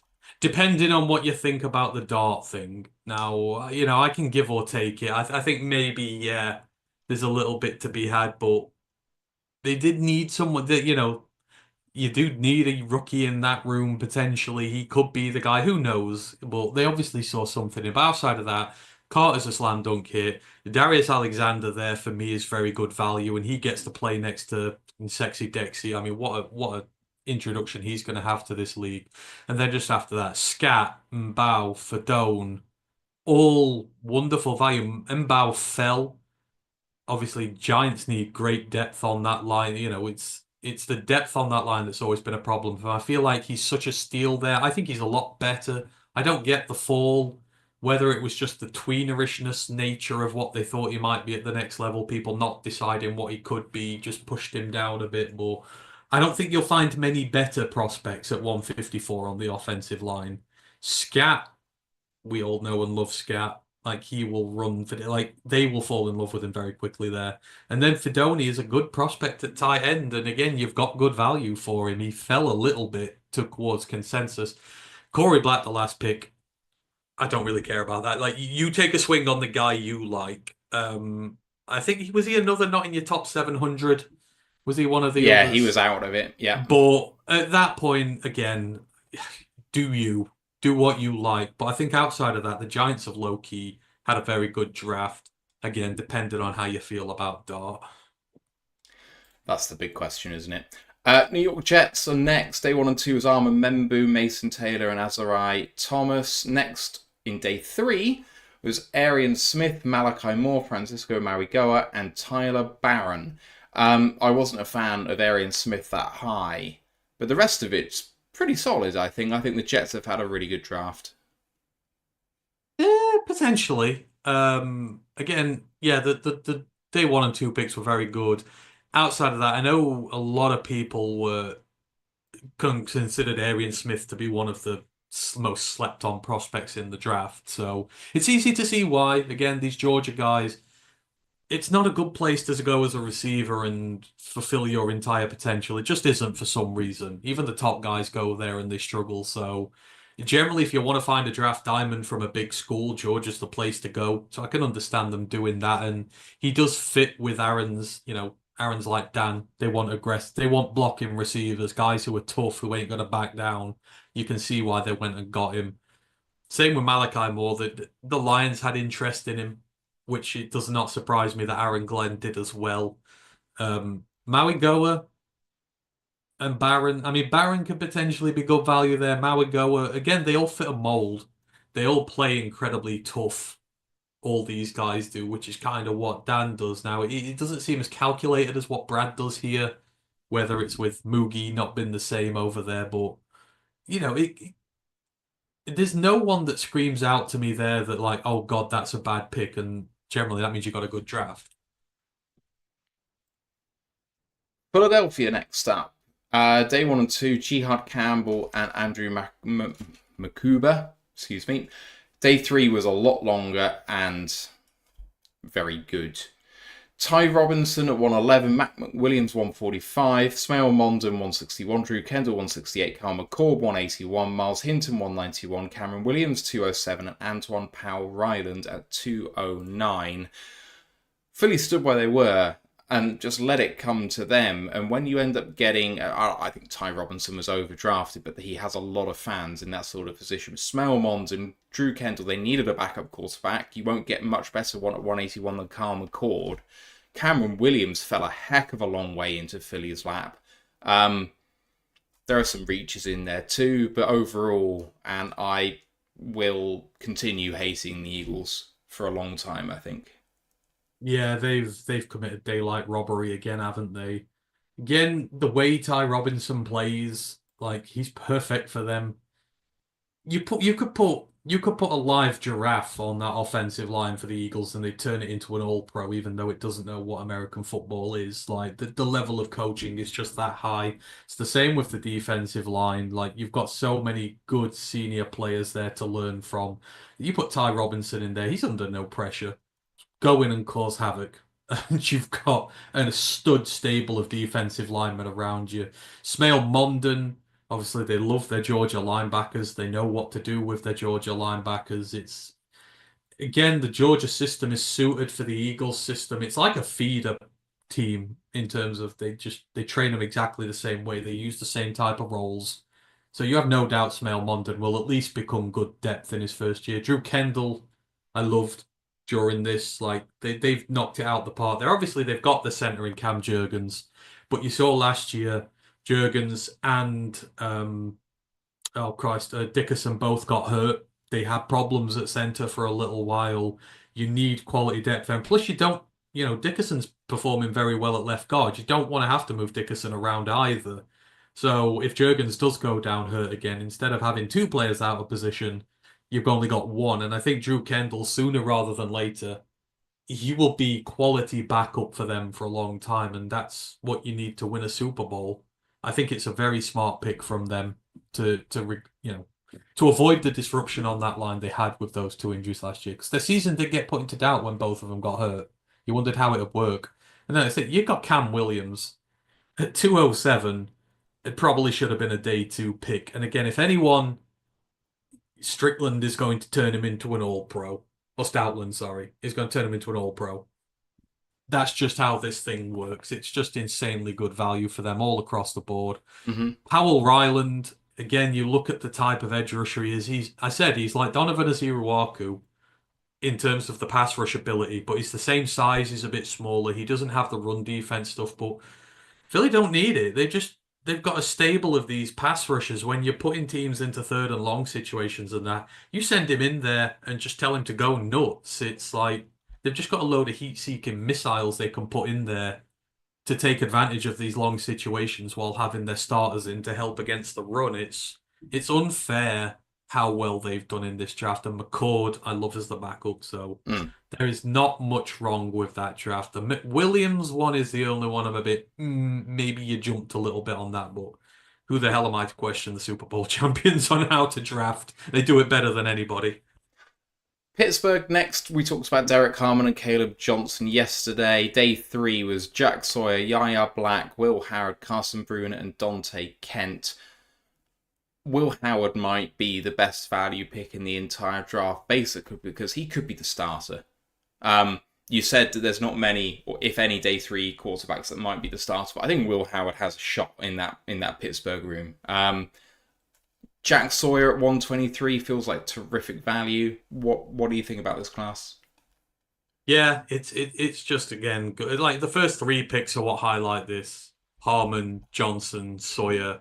Just, again, a big commitment to sorting out first their defensive line and second the run game. They needed a bell cow running back. They've got him. And he's just going to do unbelievably well there, I think. Outside of that, you've got some good prospects now later on. I do like the Bruner and Kemp picks. I think Yaya Black potentially as well is pretty decent. Howard, yeah, you've got yourself some potential quality backup if you need to. I don't think you'll win the starting job there. Maybe he'll take some starting reps this year. The odds, given the QB situation there, favour it. But, I mean, to be a long-term starter there, I don't think he ever will be. That's why I like Ewers' chances a little better. But you do have to be careful. So I can see why they drafted a potential high-upside rookie in there.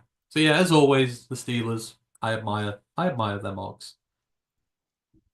Seahawks, we talked about that earlier already, but yes, we have talked about that already. Shall I go through that, or do you think that's okay? Well, we've gone through it, yeah. Yeah, San Francisco then next up. Day 1 and 2 was Michael Williams, Alfred Collins, Nick Martin, and Upton Stout.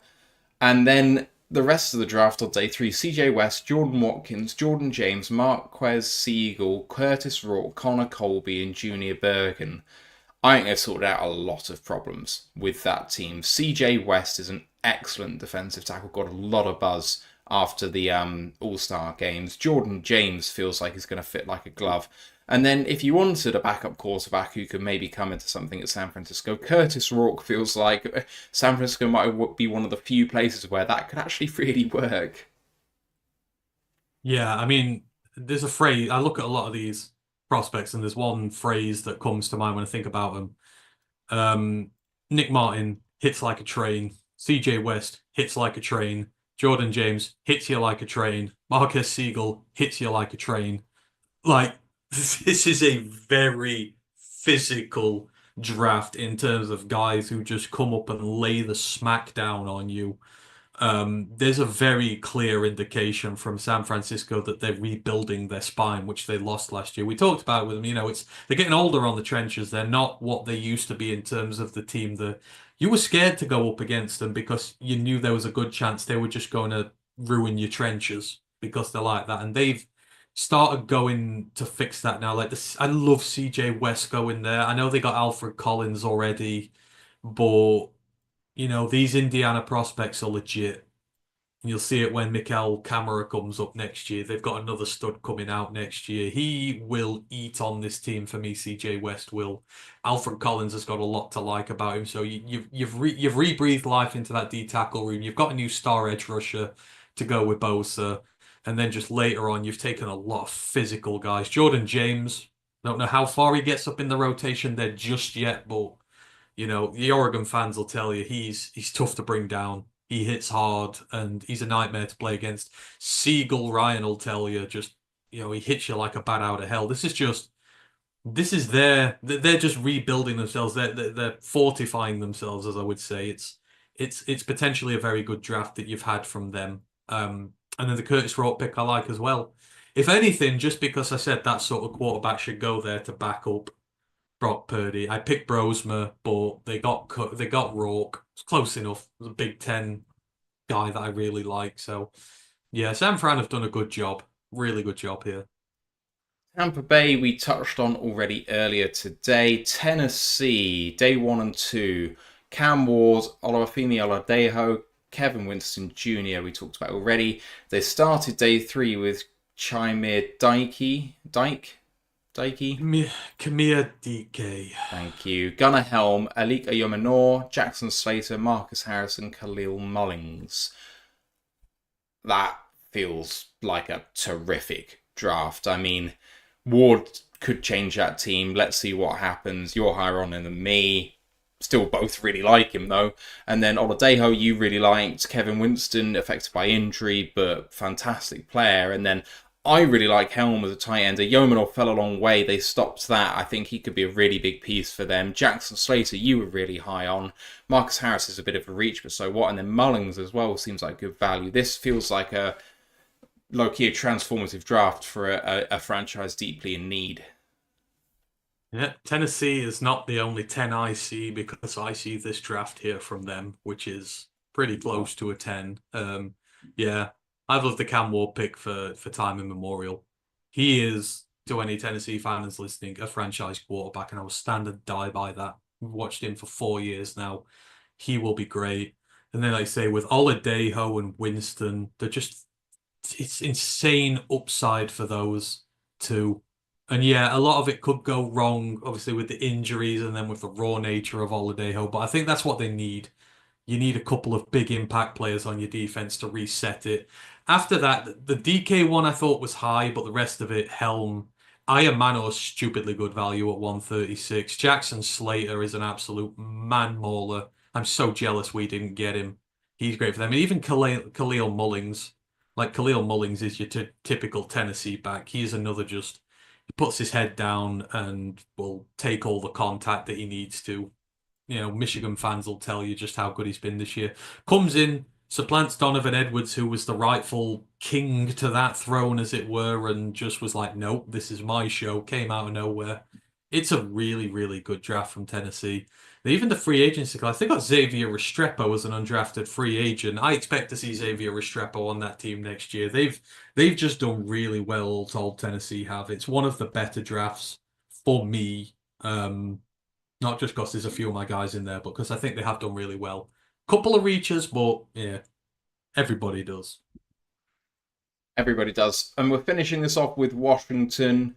Day 1 and 2 was Josh Conley and Trey Amos. And then day 3, Jalen Lane, who somehow got drafted twice, Kane Madrano and Jackery Kroski Merritt. They only have 5 picks, but those feel like some impact players to me.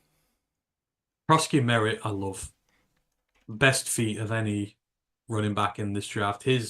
I'm not looking forward to going up against him if we play Washington again this year. Like he can just break, the cut ability, like the way he just finds lanes, can turn on a dime, and he's just completely unappreciated because he didn't play last year because of the eligibility stuff. He's a day 2 running back who's got picked at 245.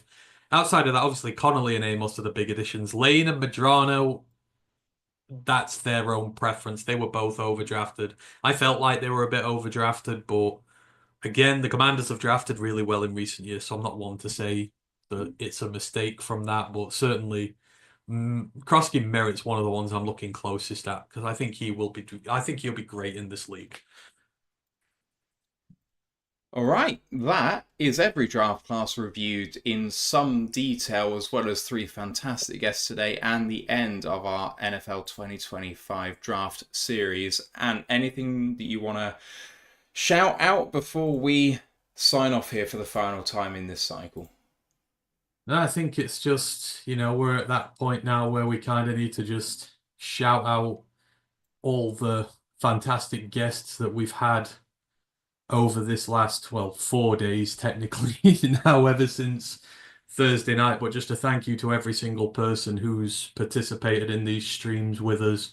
As I say, from the guests, for Ash as well, who's not able to be here, but he's put in a tremendous amount of work as well as us two to make this happen. These streams don't work, one, without the people we get on to come and chat with us, because people will grow bored of listening to us talk Lions for 30 hours in a few days. It breaks it up nicely and it gives everyone a nice insight into all these other teams. And you think some of the great people we have on here, it's just, we've forged some really good relationships. So thank you to everyone who's been on. And then thank you to all you guys who have been listening over this time as well. I've seen some names that have been in here pretty much the entire weekend with us, which is absolutely insane that you give up so much of your time to come chat with us. And I say some of the nice comments that you've sent about how great this has been. Let's just put it this way: it means a hell of a lot to us that you do come and that you do enjoy this. For all of us, specifically from for me as well, I want to thank everyone. It's been a tough few months for me recently. I don't talk about it much here on the pod, but yeah, I've had close family members in hospital. I've lost my job. I was made redundant. So having the pod here and you guys giving me a purpose for this, because you come and listen to all my draft content and that. So that's given me a purpose recently. It's really helped. So I just want to say thank you to everyone who comes into these streams. You are not just a listener here. You are part of the streams, and we genuinely mean that. Yeah, well said. And thank you to everyone in the chat after we started signing off who have applauded this show and the general work. Much appreciated, including Contrapastan with the $5 super chat saying, great work, guys. Thank you to all of you so much. It does really mean a lot, especially, given the offset comment of there's lots of Americans doing this, but I'm going to choose to listen to these Brits who know more than those guys. I won't shit on any other content contributors. That's not part of our vibe, but it is quite it's a very nice compliment that you guys do that, so thank you very, very much. We're going to spend the next few weeks and months taking some downtime for Anne and for myself. We do use it as an opportunity to take some time off, but not concurrently, so the podcast will continue on all the way through the off season. And it means that we're going to be doing some tape work on our new boys. So for the draftees, I'm sure we'll focus on them first. That will be coming in the next few weeks and months.